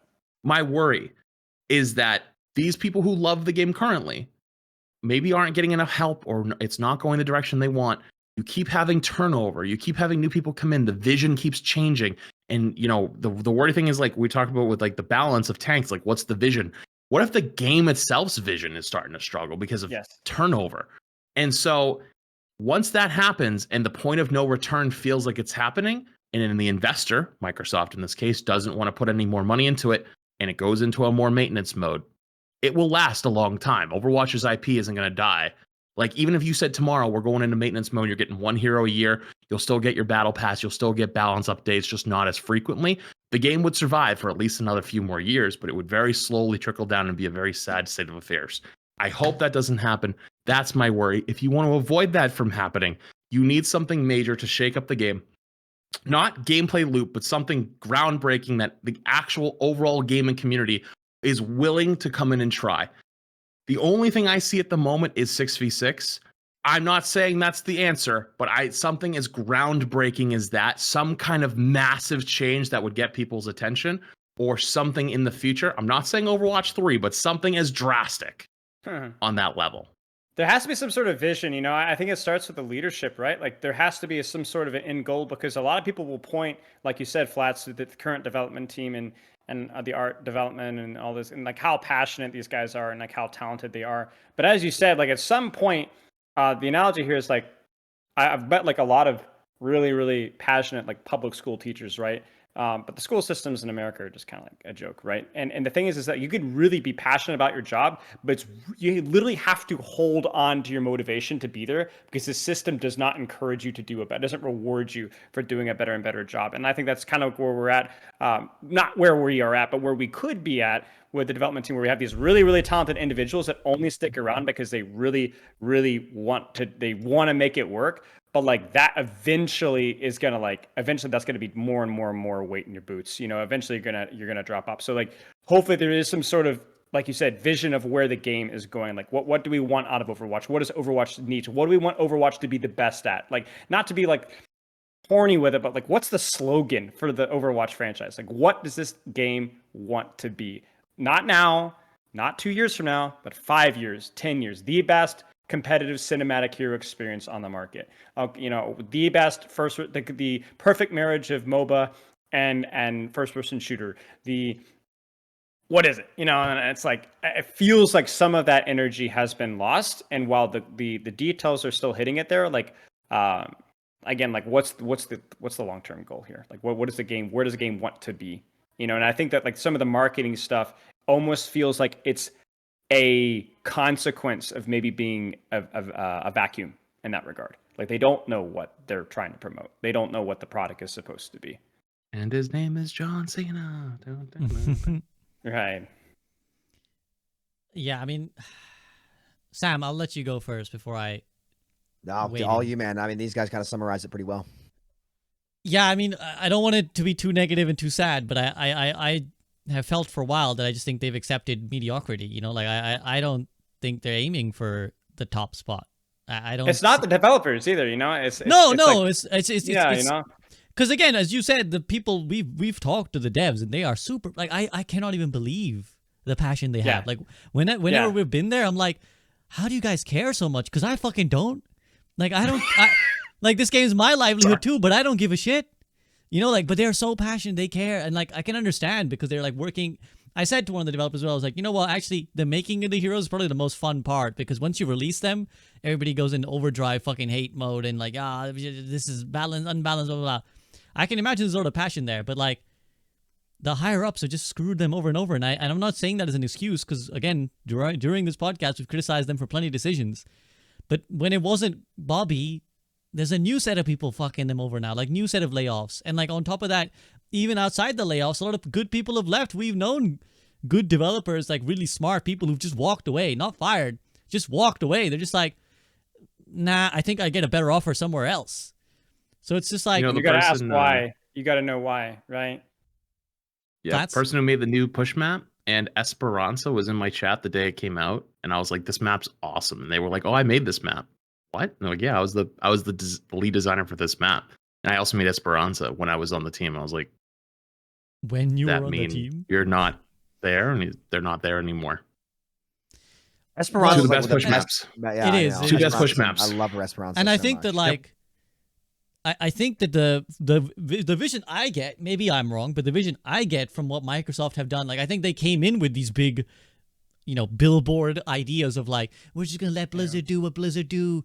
You know, we're gonna re-empower. Here we are at BlizzCon. Here's Phil Spencer. Overwatch first.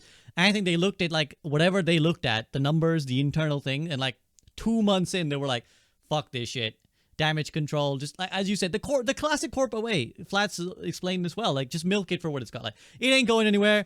Squeeze it dry for a couple of years, guys, and we'll move on. Because that's what corporations do. They love doing that. They love just like take this, you know, company, take this product, squeeze it for a few years, and then move on to the next thing.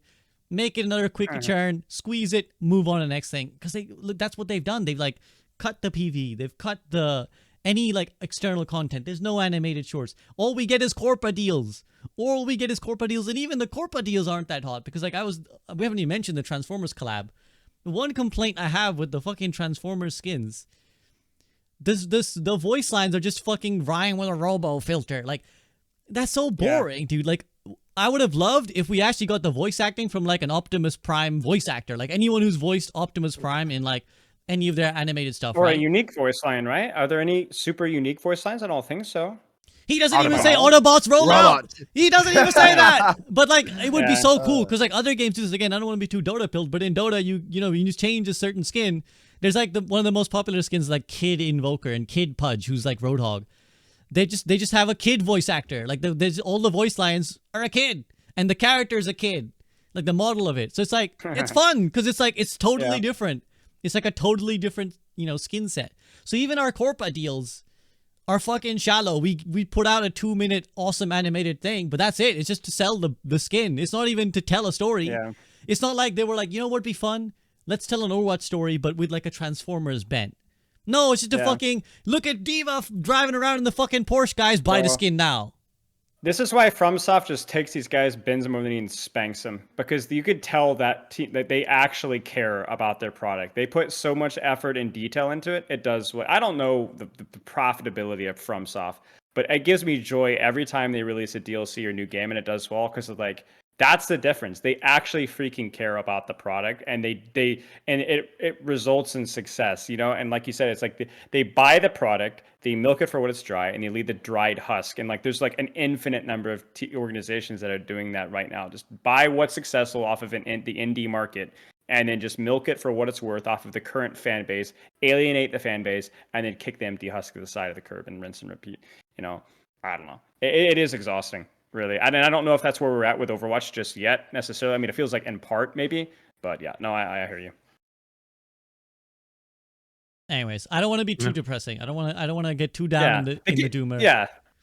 Because we have don't people know. fighting the good fight still within the team, Like those guys are crazy talented, but They really, again, they just have my utmost respect. Whatever criticism I give the devs, and clearly we've given a fair share. The dedication, like, again, and I know people are like shield, but like you just fucking meet these guys, you're like, damn, man, the dedication, the passion, unbelievable.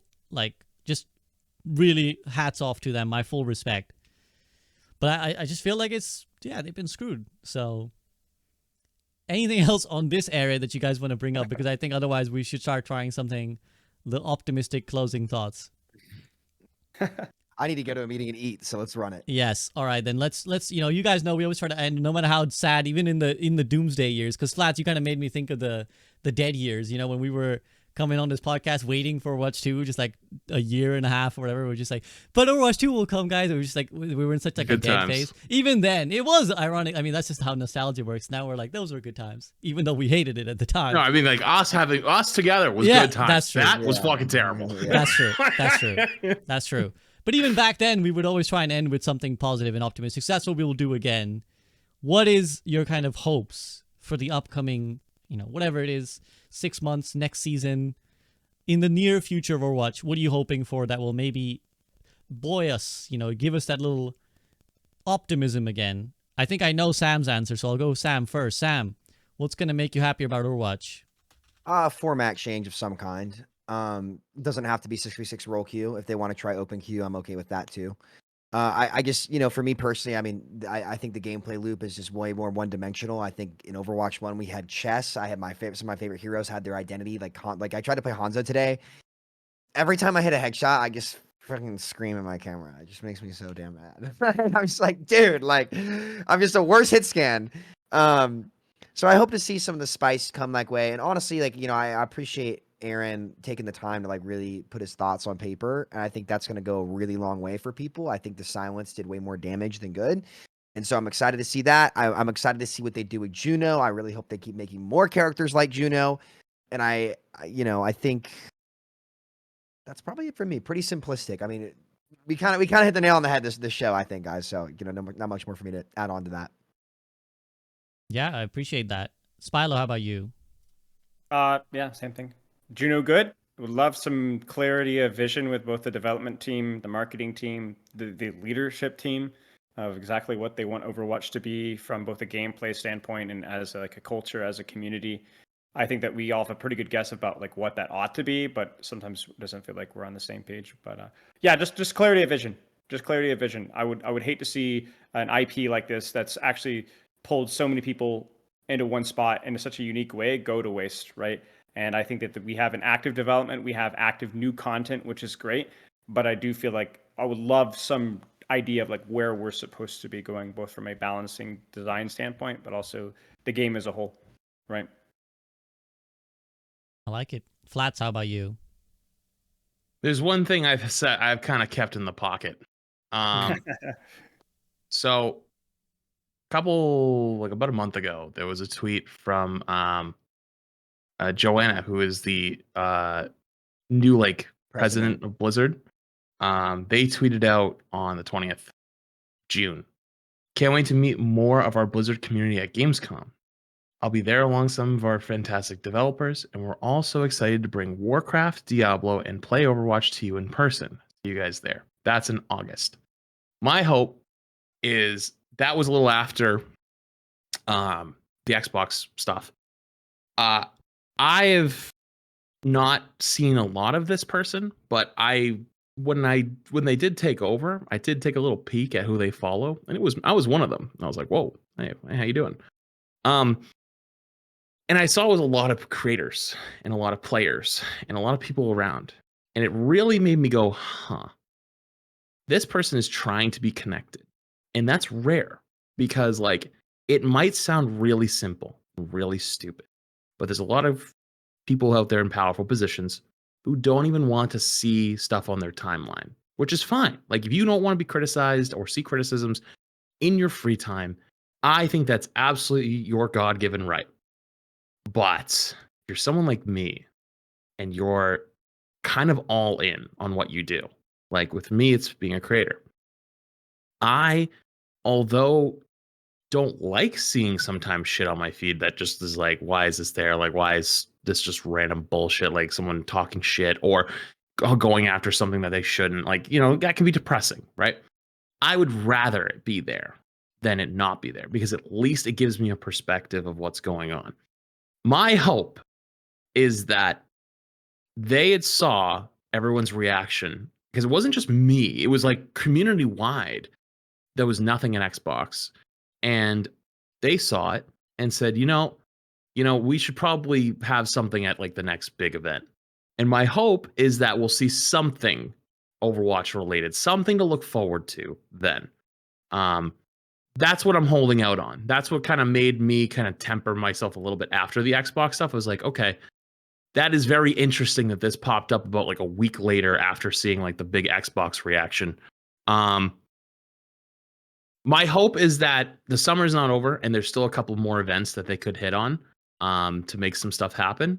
And I hope that they do that. And I hope they surprise us. Because if they don't surprise us, I think the timer has already started ticking. But I'm optimistic that we will see some cool stuff. Hopefully, something.